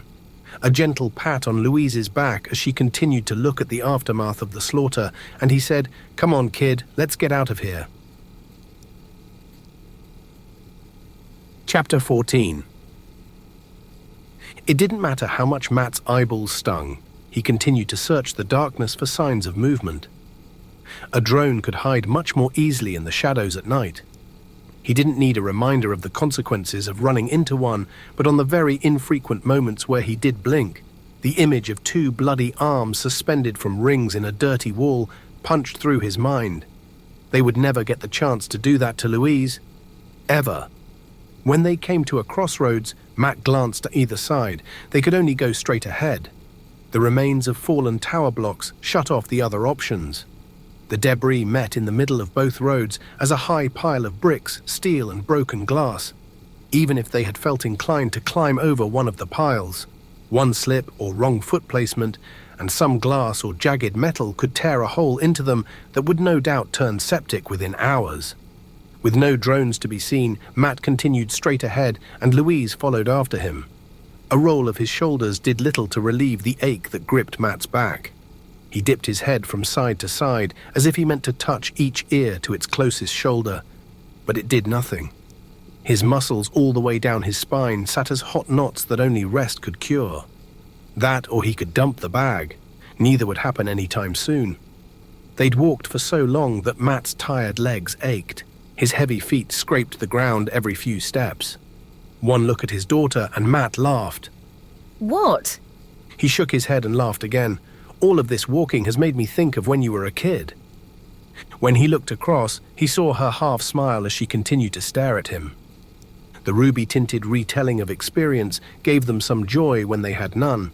Each version became a more fictionalized enhancement of the one before, an evolution that, through the foggy lens of hindsight, created the perfect childhood for Louise. You were no more than a year old when you first started walking. Your mother and I... Just the mention of Scarlett cut his words short. The perfectly fabricated past had turned Scarlett into an angel, someone that not even the real person could live up to. It deepened Matt's remorse and gave the memory of his dead wife claws. In some ways, her perfection had turned her into a monster. A hard swallow dislodged the painful lump in his throat, and he continued. "We used to joke that you looked like a little zombie. You'd walk with your arms out in front of you, like you were always on the brink of falling face first onto the ground." He glanced toward her, and he saw he had Louise's full attention. To look at her now, his little girl all long and skinny, a woman in the making, made his heart ache. "You had a small trampoline that we kept in the house. It had a handle to hold onto. You'd climb up onto it and bounce until you collapsed." He laughed and added, "You were a lunatic. You'd bounce as if it was your sole purpose in life." Sadness sank in his chest, and Matt looked down at his feet. Tears blurred his vision. Then the Trojans were elected for a second term, and everything went to shit. Tension made his jaw tight and formed a rock in his stomach. We lost our home and all of our luxuries. Instead of worrying about what toys we could buy you for Christmas, we had to think about how to keep you alive and fed. God knows the state didn't give a shit about people's kids anymore. What happened during their second term? Like I said earlier, austerity. A sneer twisted Matt's face. More fucking austerity. Austerity on top of austerity, with a side helping of austerity. They cut public services, like the National Health Service, to the point where it was inefficient. Waiting times increased, and people didn't get the operations they needed. People died because of it. So when people died, they claimed changes needed to be made. They said it couldn't carry on as it was. They could have spent to rejuvenate it, but instead they followed their ideology of privatization. That's what it was all about. A few dead people simply strengthened their argument for change. It was perfect. They said the NHS needed to be brought into the 21st century. The Trojans decided that meant bringing in private contractors to run things. But all the contractors cared about was making a profit, not providing good healthcare to the British citizens. To dislodge the bitter taste of acid that had accumulated, Matt cleared his throat and spat. After he'd wiped his mouth with his sleeve, he continued. They started screwing the middle classes. That was their mistake. The Trojans had bitten off more than they could chew at that point. They'd made human life so fucking cheap that people were prepared to lose it to overthrow them. With the road ahead blocked, Matt turned down yet another dark alley, and Louise followed him. For a few seconds he fell silent and listened for the hum of a drone, but heard nothing. He tried another roll of his shoulders, but the pain in his back remained. The weight of his pack sent sharp aches across the base of his neck. When Matt spoke again, his voice echoed in the alley. We also had a housing crisis, which was worsened by our floppy-haired fool of a mayor and his social cleansing of London. You had to have a lot of money to rent or buy a home anywhere in the country, but the jobs weren't there for people to earn the money. At first, families lived together as several generations under one roof. Soon, neighbors and friends moved in with one another and shared houses. Eventually, families shared rooms. Some houses had 30 or so people living in them, while other houses sat empty as second homes for the elite. Every time one of the empty ones got broken into, the squatters were unfairly prosecuted to be made an example of. When they got to the end of the alley, Matt peered out into the street. The buildings that flanked it had been reduced to no more than about a meter high. They provided no cover. After a quick check for drones, he darted across the road and down an alley opposite them. Louise followed. Slightly wider than the previous alley, Louise walked by Matt's side. So what happened? We revolted. When the middle classes finally realized the Trojans only cared about the super rich, they decided to do something about it. The devaluation of their lives by the Trojans took them to the point where they were prepared to sacrifice themselves to overthrow the bullshit regime. Although, maybe the Trojans did us a favor. Their blatant disregard for anyone but their own forced the issue a lot sooner. The opposition party would have eventually landed us here too.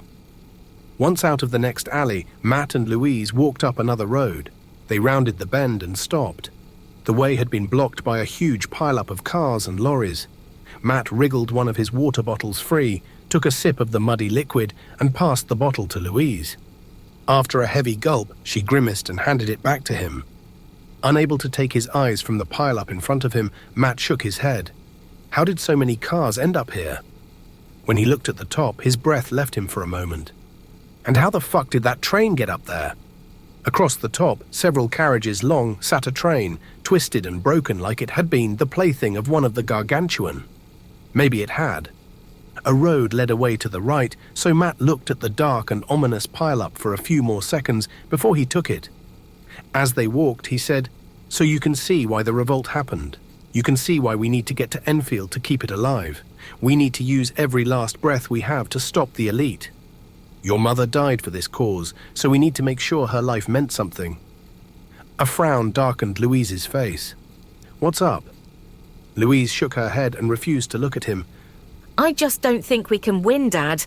I think we'll fight until we're dead, and the elite will... The pair stopped at the same time. On the floor, in several small pieces, lay the remains of a drone. It had clearly been battered by someone. Matt glanced at his daughter and raised an eyebrow. "You were saying?" Although she opened and closed her mouth, Louise didn't reply. "See, we can win. We just need to stay strong in our belief. The elite can be wounded." Louise continued to stare down at the broken drone. Another search of their dark surroundings, and Matt pointed at the next road, which sat at a right angle from where they were. "Come on, let's keep going." Chapter 15. Like the darkness had hidden the smashed drone until they almost stepped on it, it had also hidden something else. A step or two later, and the form took shape in front of them. Another couple of steps, and the hope Matt had tried to instill in both Louise's and his own mind vanished. Cold dread sank through him as he stared at the old child's swing set. Rusty and with the feet coated in mud from where it had been ripped from the ground, the large red frame took up most of the road. It sat as out of place as the train of only a few streets ago. Not that the frame mattered. After a cursory glance of the structure, all of Matt's attention focused on what hung from the frame. 3 people, all of them suspended from the crossbar by their throats. 3 faces, bloated from the pressure on their necks, stared at the dark ground as if ashamed of their crime. Angry open wounds ran across their stomachs, and their guts hung from their bodies like sodden ropes. A mixture of brown, purple, and red. Lots of fucking red. Maybe they're from the revolution. Maybe they've been there a while, Matt said. The things turned savage pretty quickly. Maybe these are from a few years ago. Maybe the people who smashed that drone up back there are still alive and well. Maybe they're in Enfield. If he couldn't convince himself, how the fuck did he expect his daughter to believe him? Come on, Dad. Louise said, a strange calm in her voice in the face of such grotesque horror. If they'd been put there during the riots, they wouldn't still be bleeding. Their guts are still glistening with bile. Blood's still dripping from them. This happened recently. This is a warning to anyone else. Fuck with the elite, and this is what fucking happens to you. The calm assessment took Matt's attention away from his daughter's swearing. What do you know about dead bodies, fresh wounds and bile? I have lived in this world, you know. I've seen the horrors of the new way. I know you want to protect me, Dad, but you can't wrap me up in cotton. You can't expect me to walk around with my eyes closed all day, every day. The graphic images of the past decade sat as a Rolodex in Matt's head that sometimes spun of its own accord. Horrific image after horrific image would flick through his mind. Parliament Square remained the worst and most revisited memory of the lot. Matt's shoulders slumped. Were it not for Louise, he would have given up at that moment. Matt looked around and then stared straight ahead, past the hung corpses. We need to keep moving. If this is a warning, then I don't think it'll be long before a drone comes around the corner looking for us. With a stoic nod and her lips pressed tightly together, Louise said, Okay? Matt could almost hear his legs groan when they set off again. The threat of severe cramps balled in his muscles. As they got close to the dead bodies, he put an arm around Louise's shoulders and screwed his face up against the reek of shit. "Don't look at them, darling. Just keep focused on what's going on up ahead." Matt glanced at his little girl to see her stare straight at the corpses. Steel sat in her eyes, her face impassive. Matt reached down and held her cold hand. Although she squeezed back, it was clear that she didn't need his comfort. Instead, she continued to watch the dead. She looked at their twisted and pained expressions. She looked at their intestines. She turned around and looked at the broken drone. "Why don't you look away, sweetheart? You don't need to see this." With so little emotion, her words sounded mechanical as she said, We need to remind ourselves why we run when we hear the drones. "And we need to remind ourselves why we keep fighting. Why we need to find the resistance," Matt said. Louise let go of his hand. Chapter 16. Silence hung as thick and as impenetrable as the darkness that surrounded them. With each hour that passed, the girl by Matt's side turned more and more into a young woman, into a younger version of Scarlet. She'd always had her sass, her eyes and her spirit. Now she'd started to show that she had her wisdom and level head too. No matter what he did, the damp weight of grief occupied Matt's chest whenever he thought about his dead wife and of how the two greatest people he'd ever known would never properly get to know one another. After they'd walked for a time, they came across an entrance that Matt somewhat recognized, although not entirely because the signs had been torn down. "I can't tell you where we are. To be honest, I know we're heading north, but I've lost track of exactly how far we've come. But what I can tell you is that we're looking at one of the many tube stations that used to be active in the city." Tube stations? Louise asked. "Underground trains. There's a huge network of tunnels that trains used to drive down. It was the easiest way to move around London. I've tried to avoid them until now, which is why I've not mentioned them, but after seeing that mess behind us, I wonder if we should go underground. Maybe it's free of drones down there." As Louise stared at the wide set of stairs that led down into yet more darkness, she chewed the inside of her mouth. For a moment she said nothing, then she dipped a sharp nod. I think you're right. Anything's better than staying up here. At that comment, both of them checked around. To drop their guard could be to die. It seemed clear, and Matt certainly couldn't hear the buzz of the drone's engines. When Matt walked to the edge of the stairs, his daughter by his side, he peered into the darkness and took a deep breath. The tunnel stank of damp, like an old basement. Years ago, the underground had seemed like a reasonable way to travel the city. Now it smelled and looked like ancient catacombs, an environment that no longer belonged to the people. Hopefully, it didn't belong to the drones and Gargantuan either. After he'd eased his large rucksack to the floor, Matt rolled his shoulders and let out a relieved sigh. He then removed 2 head torches from his bag. A quick twist of each, and they popped to life. The bulbs shone brightly. The batteries still had plenty of power left in them. Matt slipped the elastic strap over his head and passed the second one to Louise. As she stared down into the underground, she drew a deep breath, exhaled so her cheeks puffed out, and said, I'm ready when you are. A shake ran through Matt's legs after he'd pulled his backpack on again. Whether it was exhaustion or fear, both of them seemed like they wanted to paralyze him. He swallowed hard and took his first step into the underground station. The air temperature dropped with every step down. Chapter 17. Although the beam on Matt's head torch cut through the darkness, the inky black that surrounded them only gave up what it had to.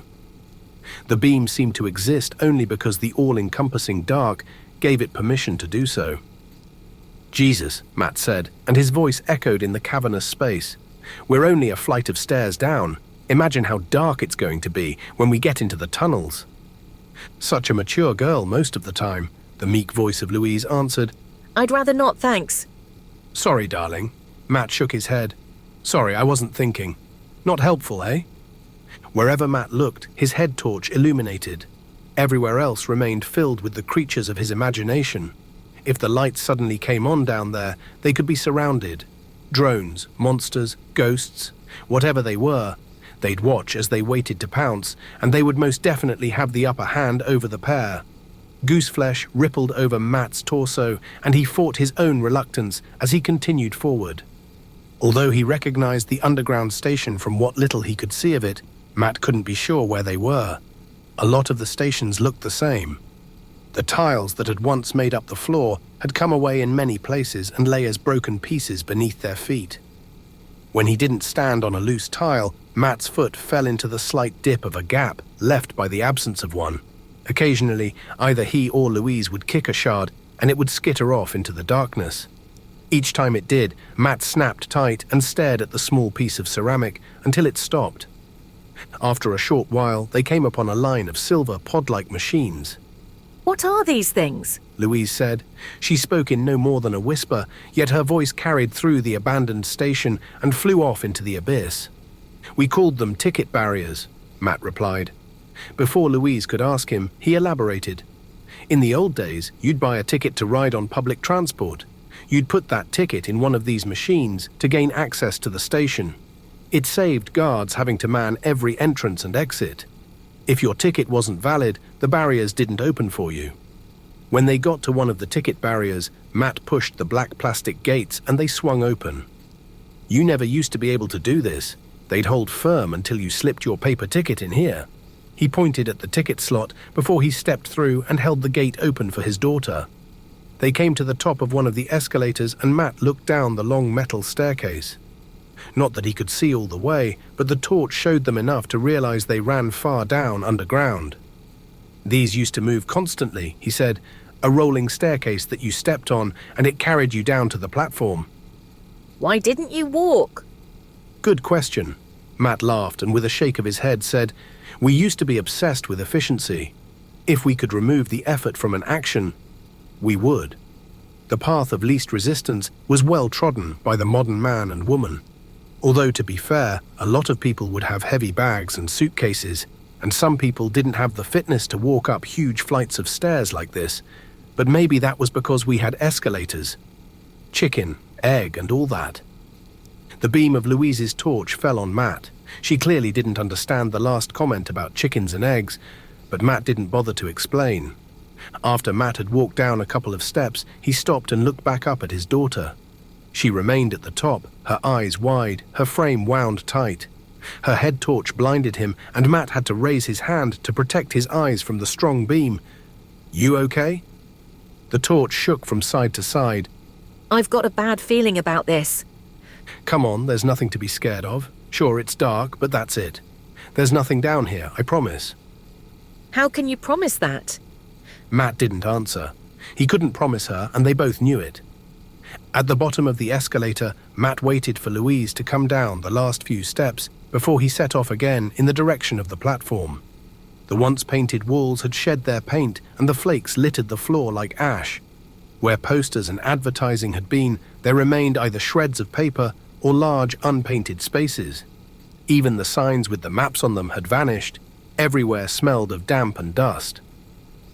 I don't know what station we're at. He also didn't know which direction was north, but Louise didn't need to know that. With a platform on either side of them, Matt looked down the tunnels on both his left and right. Although if he looked from side to side for too long, Louise would twig that he didn't know where to go. When he saw some fallen rubble at the end of the tunnel on the right, he turned left. Once on the old platform, he looked up and down and half expected to see other commuters as they waited for a train. He'd never seen an empty platform before. An old sign that used to detail when the next train would arrive still hung from the ceiling. With no electricity, it hung as a large black box that served no purpose. From what he could see, the tracks and the tunnels remained intact. The metal rails ran alongside the platform as true as ever. Other than a small amount of debris on and around them, they looked ready for a train to run down them. Before he could walk any farther, Louise gripped his arm so hard it stung. Despite his instinct to cry out, Matt held his tongue, spun around and scowled at her. With a finger to her lips, she stared straight at her dad, which blinded him. Once she had his attention, she crouched down and picked up a large piece of tile from the loose floor. A point of her finger, and Matt suddenly understood. A rat as large as a domestic cat sat on the platform. The torch beams didn't seem to bother it. Its eyes glowed red in the strong light. A quick flick of her wrist, so fast Matt missed it, and Louise launched the piece of tile. With the accuracy and pace of an arrow, it spun through the air and connected with the rat's head. It stunned the creature, but its little legs still kicked as it rolled on the floor. Louise closed the distance between them in 2 large strides and stamped on the black thing's head. A loud boom echoed down into the tunnel and back the way they'd come from. The horrible rodent's life left its body in a wheezed squeak. Louise held the rat up by its tail, and although the bright light on her head made it impossible to see her face, Matt could hear the smile in her tone. It's got to be better than woodlouse, right?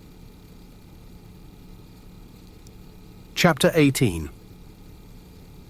After he'd removed his torch, Matt scratched his head from where he'd sweated beneath the elasticated straps. He sat by the fire and laid the torch on the floor next to Piss Blonde's machete. The bench closest to them stood broken and splintered. The quarter or so of it that had been hacked and tugged away lay ablaze on the platform's floor. After a look around them, Louise said, Are you sure we're okay with this on fire here? You don't think they'll come? A sniff of the smoke-filled air, and Matt shrugged. We must be at least 50 meters underground. There's no way this small amount of smoke will find its way up there. Without a response, Louise continued to turn the spit with the rat on. Nearly the same size as the fox, the fat rodent hissed and sizzled above the naked flames. The shadows danced around the pair, erratic because of the fire's flicker. As he watched his daughter cook the creature, Matt damn near had to sit on his hands. She needed to learn how to do it on her own. At any point, she could find herself alone and with a need to survive. Best for her to learn under his watchful eye than for her to have to learn on her own. As long as the rat finished up edible, it didn't matter how she got there. With the sting of smoke in his eyes, he watched on, hypnotized by both the flames and the way his daughter turned the rat. You were only about 18 months old when the riots started. I'm pleased you didn't have to see them. Compared to some wars, they passed quickly. Although at the time, the 6 months of bloodshed seemed far from quick. We should have taken advantage at the beginning. Our biggest mistake was holding back after the first few attacks. It gave the elite time to mobilize. Once they had organization on their side, they became a much more intimidating foe. Matt shuddered and lost focus as he relived the dark days of the riots. We may have had the manpower, but that meant nothing against the army and the weapons the elite had. We fought hard, but not smart. They had the artillery of an affluent nation on their side. Matt stared into the darkness, and the warmth of the fire sent prickles across the side of his face. I suppose the war has never ended. It's just slowed down. The elite think they've won, but we still have the fight in our hearts. We just need to get to the people in Enfield. We need to find the resistance so we can take the elite down once and for all. Although Louise looked at her father, she didn't respond. She looked like she wanted to say something, though.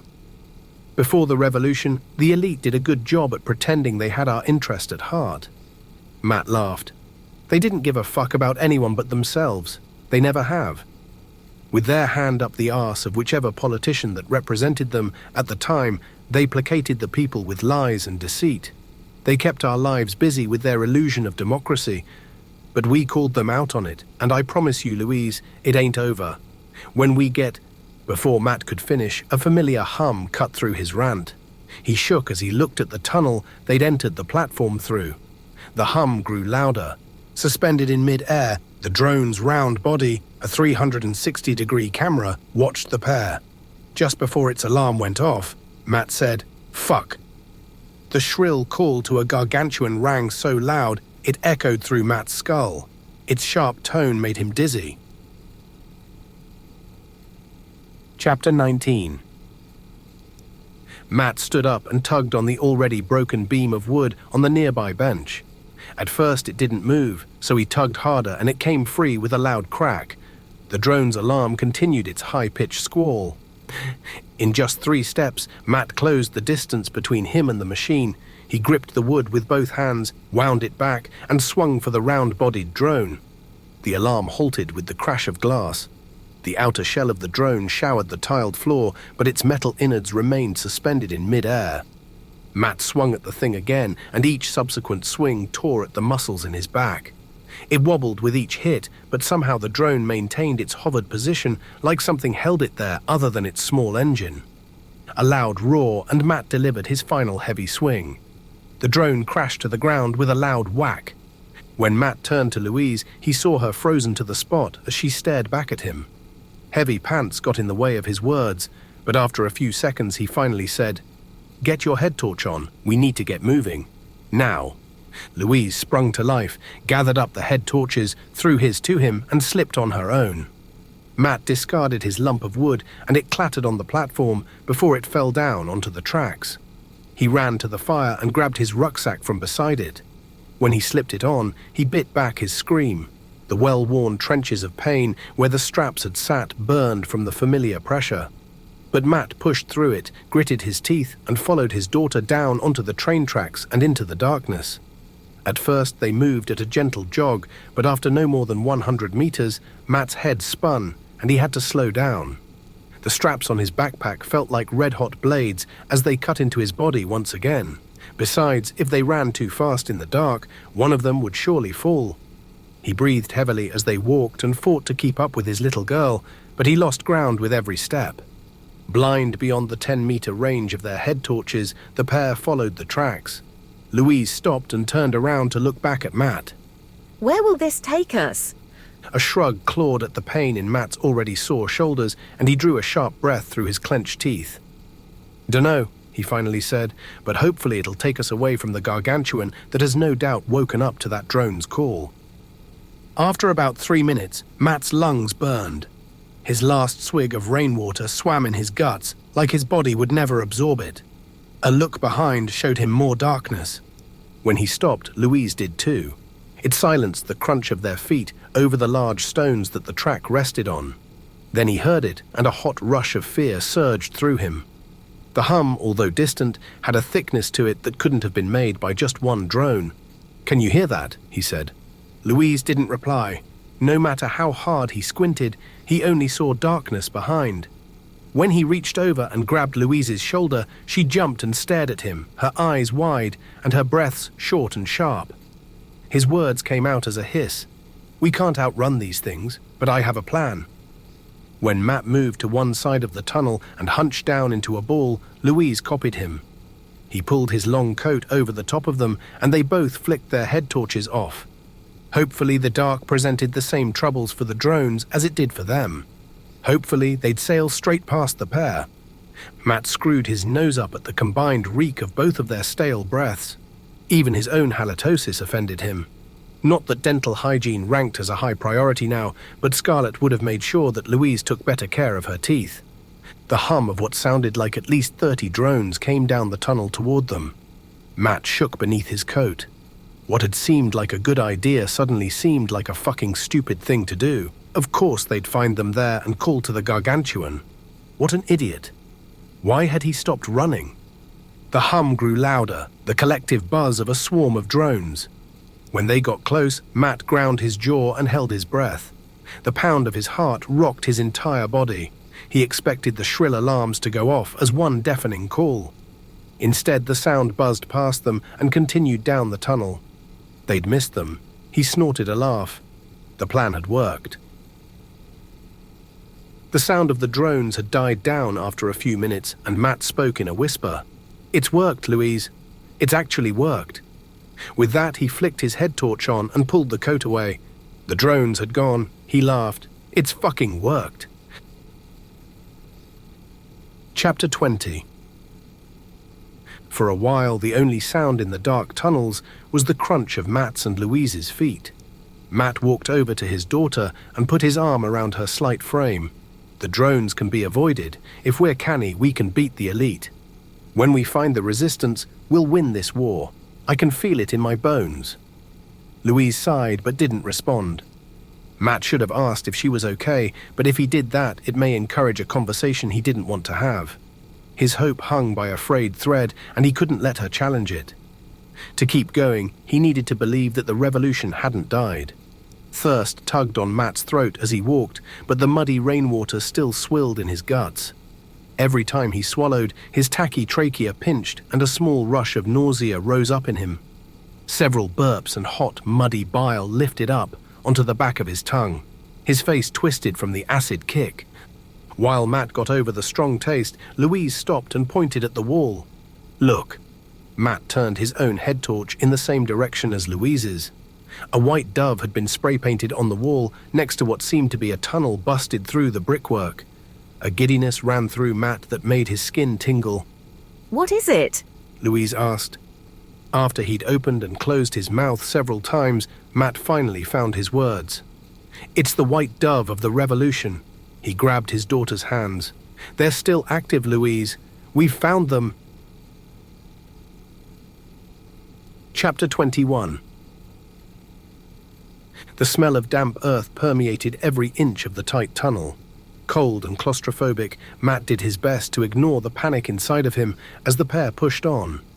Matt drew another deep breath as he tried to fill his lungs. The air he craved only existed above ground, but the white dove sprayed at the entranceway gave him strength. After they'd walked through London for hours, they'd finally found some hint of the revolutionaries. Enfield or not, they existed and they'd finally found them. The ground squelched beneath their feet as they walked. The soft earth a drain on Matt's already tired legs. A dry gulp, and he looked across to find Louise staring at him. "What?" said. Why didn't you tell me you didn't know where we were going? After a moment's pause, Matt sighed. Again, the child that had been his daughter had vanished. As recently as a few weeks ago, he'd been able to jolly her along with diversionary tactics. Now she seemed more than able to outsmart him. So it's true. You were leading us on some kind of wild goose chase. Why didn't you tell me that? Hope. What the fuck's that supposed to mean? The slight frame of his daughter stood tense with her shoulders pulled back. Language, Matt said. Fuck that. When you start treating me with respect, I'll do the same for you. I've followed you into these horrible tunnels, and when I ask you why, you say hope, like it's supposed to mean something. I wanted to keep hope alive. I wanted to give you hell. I wanted to give both of us something to strive for. With hope, we can keep going. If we think too much about the reality of this bleak world, we'll grind to a halt and they'll win. That can't happen. Louise drew a deep breath, but before she spoke, Matt cut her off. As a species, we're designed to survive. If we need to find ways to motivate ourselves so that happens... Like lying about a group of revolutionaries that don't exist, Louise said. Motivation, Louise. If we need to motivate ourselves by creating goals, then so be it. It kept us moving, didn't it? And look where it led us. To a piece of graffiti on a wall. We still don't know what's at the end of this horrible damp tunnel. It'll probably cave in on us before we find anything. Matt didn't respond. As they walked, the sound of their feet squelched through the wet mud. With every meter they moved deeper into the tunnel, the ceiling got lower. It hadn't quite become necessary yet, but Matt walked with a slight stoop, as if the ceiling were too low already. The oppressive weight of their ever-shrinking space pushed down on him. "Anyway, it's more than a piece of graffiti," he said. "It's the sign of the revolutionaries. It might not be Enfield, but I knew people were still alive. That symbol didn't look very old. I believe the resistance movement is as strong as ever. We just need to find it." The tension left Louise's frame, and her arms sagged. You should have been honest with me, Dad. I get that we need to keep hope alive, and I would have got behind that, but you need to stop treating me like a child. "But you are a..." Matt stopped when Louise turned to look at him. He couldn't see her face, but the strong beam of her torch served as an interrogator's spotlight. We're in this together. She clearly didn't want to fight. Let me decide where I get my will to survive from. I have that will and I won't lose it, but please don't lie to me anymore. At first, Matt didn't respond. As they walked, he ran his hand along the wall of the tunnel. Exposed brickwork and damp earth caught his fingers. Maybe he'd find a worm or bug or something. He swallowed another dry gulp, but the taste of muddy rainwater still turned his stomach. Despite the weight of the water bottles that hung from his bag, he didn't reach around for one. He could get a lot thirstier before he needed to drink. "Look," Matt said, "I'm sorry. It's really hard for me to accept that my little girl's growing up. I want you to live a life where you don't have to worry, but I'm a realist." At some point, you may need to stand on your own 2 feet. I couldn't protect your mother for always, and I'm sure that'll be the same with you at some point." Louise stopped and turned to her dad. Blinded by her head torch, Matt didn't see her hands until she'd grabbed a hold of his. You've been great for me. You've done everything you can to keep me alive and given me the best life you've been able to. I can see how hard you're trying, and that's all I can ask for. But you're right. I need to learn how to survive by myself. Choked by his daughter's words, Matt finally opened his mouth to reply, but stopped dead when he heard a deep hum. "Did you hear that?" Louise looked back down the tunnel in the direction they'd come from. Her eyes widened. A drone. Matt's pulse accelerated. More than one. The girl in front of him, the young woman, squeezed his hands. Oh, fuck. Chapter 22. The soft ground pulled on Matt's feet as he ran. The heavy bag on his back added an extra weight that sank him deeper with every step. Not only did the bag make him heavier, but every jolt ripped fire through his shoulders. Maybe he should just dump the cursed thing. It's not like the supplies would do them any good if a gargantuan got a hold of them. The sound of the drones chased after them in the dark tunnel. It had worked before, so he had to try it again. Louise. A few steps ahead of him, she pulled up, gasped for breath, and shrugged. What? Unlike the tunnel before, they had very little space. Matt still pulled her to the ground and dragged his coat over them. Huddled beneath it, the pair of them panted like thirsty dogs. The hum grew louder. The drones got so close that Matt felt the vibrations of them in his chest. With every muscle in his body locked tight, he waited for the swarm to fly past them. But the loud hum remained constant. The drones hovered just meters away.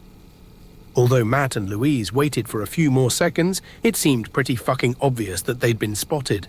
Matt's entire being sank, and he released an exasperated sigh. "I'm sorry," he said to his daughter. He pulled his coat away and looked up at the 4 drones. Each one hung in the air above them. The small red light of their cameras focused down on the pair. Exhausted, Matt shook where he sat. Then the alarms went off. 4 times louder than before, they rang at a frequency that felt like it could pop Matt's eyeballs. When Matt looked at Louise, saw her with her hands clamped over her ears, her mouth wide in a silent scream. And then it stopped. For a moment, the drones simply hovered above the pair. Then they turned around and shot back down the tunnel in the direction they'd come from. Matt and Louise stared at one another. Matt felt it before he heard it, a shift through the ground. The damp earth seemed to absorb a lot, but not all of it. Then another tremor. This time some dirt fell from the ceiling. Then another, louder as the thing got closer. Chapter 23. The ground shook beneath Matt's feet as he ran. Each heavy thud threw him slightly off balance. The soggy earth and poor light hampered his progress, but he couldn't slow down. No fucking way. When his foot caught beneath what felt like a root, Matt fell forward and landed knees first. The damp earth soaked through his trousers. Although Louise looked behind, he waved her on. "Keep going." He jumped to his feet, wiped the earth from his hands on his top, and followed after her. The ground shook again. It sounded like thunder chased them, as if Thor were on their tail as he pounded the floor with Mjolnir. A war cry to the gods that Matt and Louise's time on this earth had expired. Each heavy gargantuan footfall boomed louder than the one before. Dirt poured down from the ceiling onto Matt's head. It fell like rain through his torchlight. The farther they ran into the tunnel, the more the ceiling closed down on them. Where he hadn't had to duck before, but chose to, Matt now had to run with a stoop. The pain from his backpack ripped through his shoulders, so Matt slipped the straps free and cast it off. If they made it out alive, they could come back for it. Puffed out, Matt gasped for breath in the heady environment, the air thicker with damp the farther they ran into the tunnel. Although whether he could breathe or not didn't matter. With a fucking gargantuan on his tail, the only thing that could stop him would be a cardiac arrest. "Louise," Matt called and fought to regain his breath. "Are you okay?" Louise gave him thumbs up before she disappeared around the corner in front of them. When Matt followed her around a second later, he ran into her. She'd stopped in the middle of the path. In front of them, whether it had collapsed or they'd reached the end of the tunnel, stood a wall of earth. The ground still shook from the gargantuan footsteps. Each one ran a harder vibration than the one before. Matt and Louise stared at it, and they both fought for breath. The ground shook. Urine ran warm and then cold against Matt's thighs. The ground shook. Louise started the cry. The ground shook. The ground shook. The ground shook. Chapter 24. Matt turned around and faced the direction from which the gargantuan approached them. He pulled Louise in behind him. A large lump of earth fell from the ceiling and broke over Matt's head. He rubbed the sting as he stared into the darkness and waited. With his daughter holding onto his back, Matt took deep breaths to try to still his furious pulse. Louise cried louder than before. The same question that Matt had asked himself 1,000 times in the past 10 years came into his mind. What would Scarlet do? Louise? She didn't reply.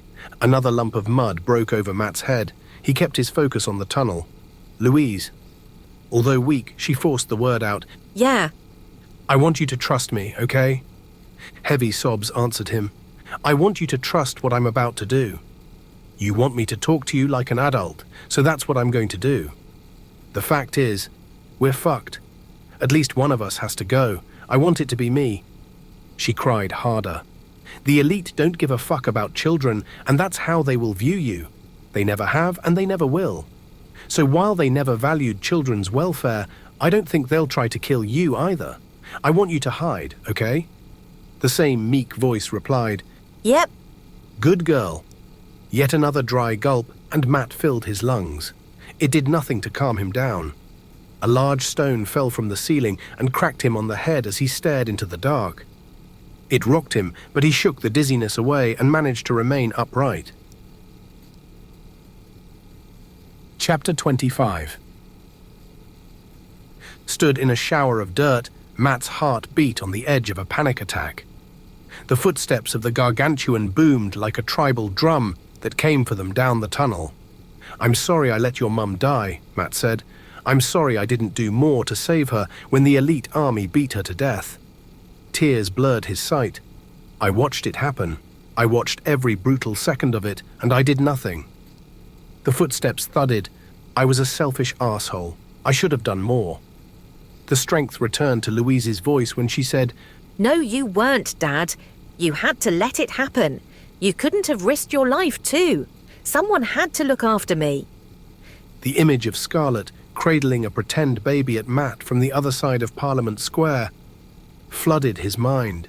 His tears flowed stronger than ever. You did what you had to do. For the first time since he'd pushed her behind him, Matt turned around and stared at his daughter. Although a watery vision, he saw her clearly, clearer than he'd seen her in a long time. He had to take one last look at his reason for being. He then pulled her in tight and squeezed her slim body. I love you more than I love myself. He paused as he tried to compose himself. As long as you survive this, I'll feel like I've won. Don't give up hope, my precious. Don't ever give up hope, okay?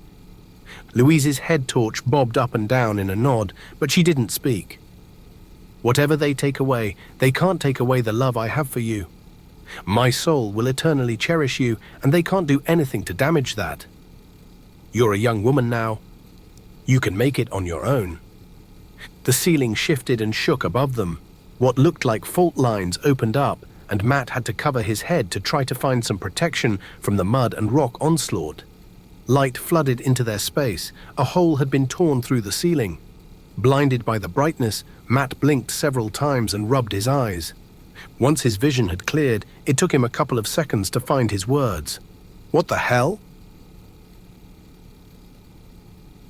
Chapter 26. The egghead of a man, still dressed in a suit and with a blue tie pulled tight against his neck, peered down at the pair. Matt continued to blink against the magnesium glare of light that shone down on them. It almost created a halo effect around the pudgy leader. As Matt's eyes adjusted, he saw that the leader of the Trojans had company. Seated in a circle, rings upon rings of people ran all the way up to the sky. Just to look at how high they stretched up made Matt's head spin. Where are we? said Louise, her voice quiet. While he kept his eyes on the old Prime Minister, Matt replied so only his daughter could hear. It looks like we're in the bottom of an amphitheatre. A what? A stadium, a coliseum. These people look like they've been expecting us. With every second that passed, Matt's eyes adjusted to the light and his vision cleared. The people in the crowd looked like they'd enjoyed a life of privilege, and despite the state of London, they looked like they still enjoyed that life. Well-dressed, clean, and obviously well-fed, the apocalypse hadn't hit wherever they'd chosen to reside. The gargantuan loomed large behind the leader and stared down with everyone else. A huge robot, it stood 30 stories tall at least, taller than even the highest row of spectators. Its jaw, massive and hinged like the scoop on a digger, jutted out. Almost human in form, its jowls had taken on the red tinge of blood from where it had undoubtedly broken many a body with its crocodilian snap. Its large eyes glowed scarlet as if powered by a malevolent entity or fueled on the blood it had spilled. Huge hands as big as buses reached down and pulled more of the amphitheatre's floor away, exposing Matt and Louise further. Some of the elite stood on their seats and leaned over to get a better view. Every face Matt saw stared back at him with an expression that sat somewhere between curiosity and contempt. They, without a doubt, expected entertainment of some description. The same smug smile that had delivered policy after policy to strengthen the wealth of the few sat on the Trojan leader's face. Well, He said like he had a new manifesto to deliver. At that, the entire place erupted with the vulgar catcalls of the elite. It sounded like the recordings Matt had heard from the Houses of Parliament from the old world. Laughter, guffawing, and general merriment. The chorus of support for any judgment the man chose to deliver, regardless of how deeply their policies damaged the people they were supposed to serve. How do you think you got here, Matt? What the fuck, Matt said. How do you know my name? The leader clasped his hands together and interlinked his fingers. He smiled. We know everything. He laughed. So I'll ask again, how do you think you ended up here? The audience laughed now too. Matt didn't respond. Instead, he moved closer to Louise and pulled her toward him. You didn't take London, by the way. We left. We've been wiping out the resistance for years now. One rat at a time has fallen to our heavy axe. Before all of this bullshit, before your so-called... He made air quotes. Revolution. We tried to give you some kind of choice within a democratic system. Or at least, we created the illusion of a democratic system. The important point is that we gave you a choice. Sure, we set the parameters and you never had any influence over how the country was run, but you had some agency in your pointless little lives, and how did you treat our generosity with a... Air quotes again. Revolution. While he ground his jaw, Matt pointed up at the smug man. We never had democracy. Is there an echo in here? The audience laughed again. I just admitted that, but you still had some choice. The illusion of choice is better than no choice, right? When you decided to launch a pitiful attempt to overthrow us, we realized that we'd been too generous to even give you that. Matt looked to the Trojan leader's left and saw the leader of the opposition party. Such fierce enemies in public, they stood side by side now. Matt had voted for them to try to get the Trojans out of power. He'd been an idiot to believe in any of it. Before Matt could speak, the leader continued. We'd carefully planned a system which gave the little man enough choices to create the illusion of free will. We occupied you with pointless shitty jobs. We created debt to first saddle you with it and then give you some hope that you could work your way out of it before you died. We even gave you a two-party system and their own time in power in the hope it would appease as many people as possible. But you abused that. Since then, we've set out to make a point that we can take that away from you. There are very few revolutionaries left. We've hunted them all down and exterminated them.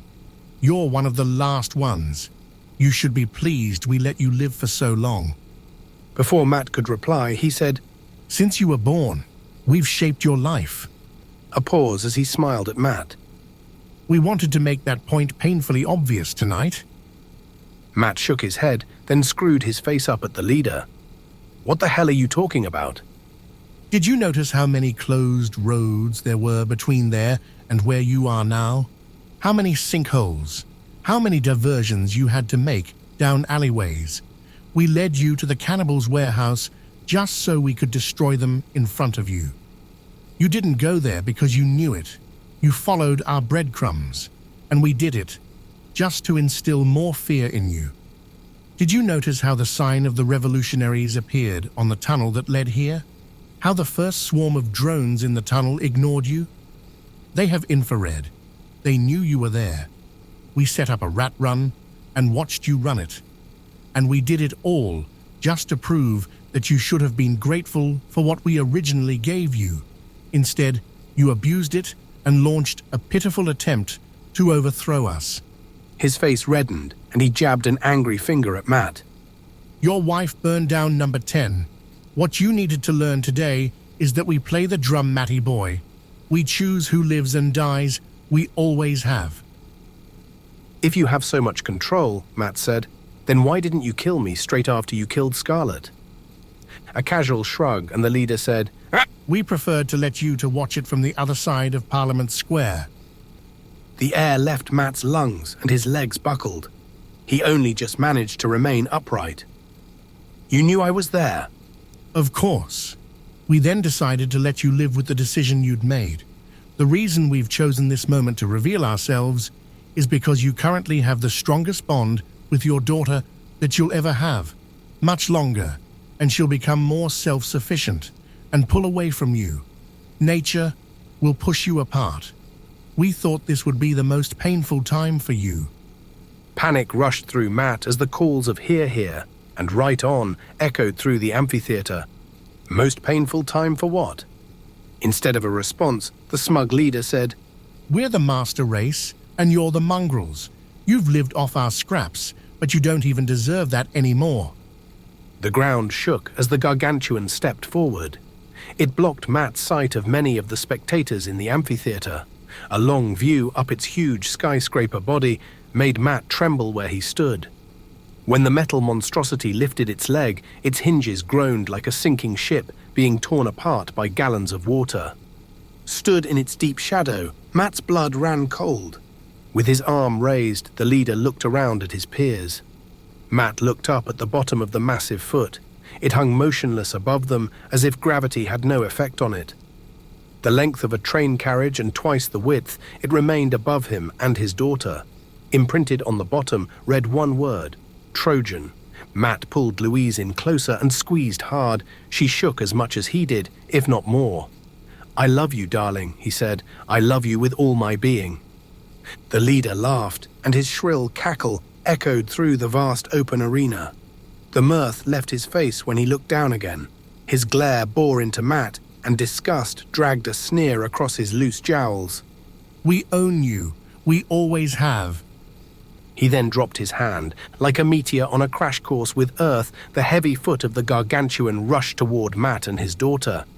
The last thing Matt heard, over the roar of the gathered crowd, was his daughter's scream. She didn't even get to the end of the word before the gargantuan foot crashed down on them. Duh! The end.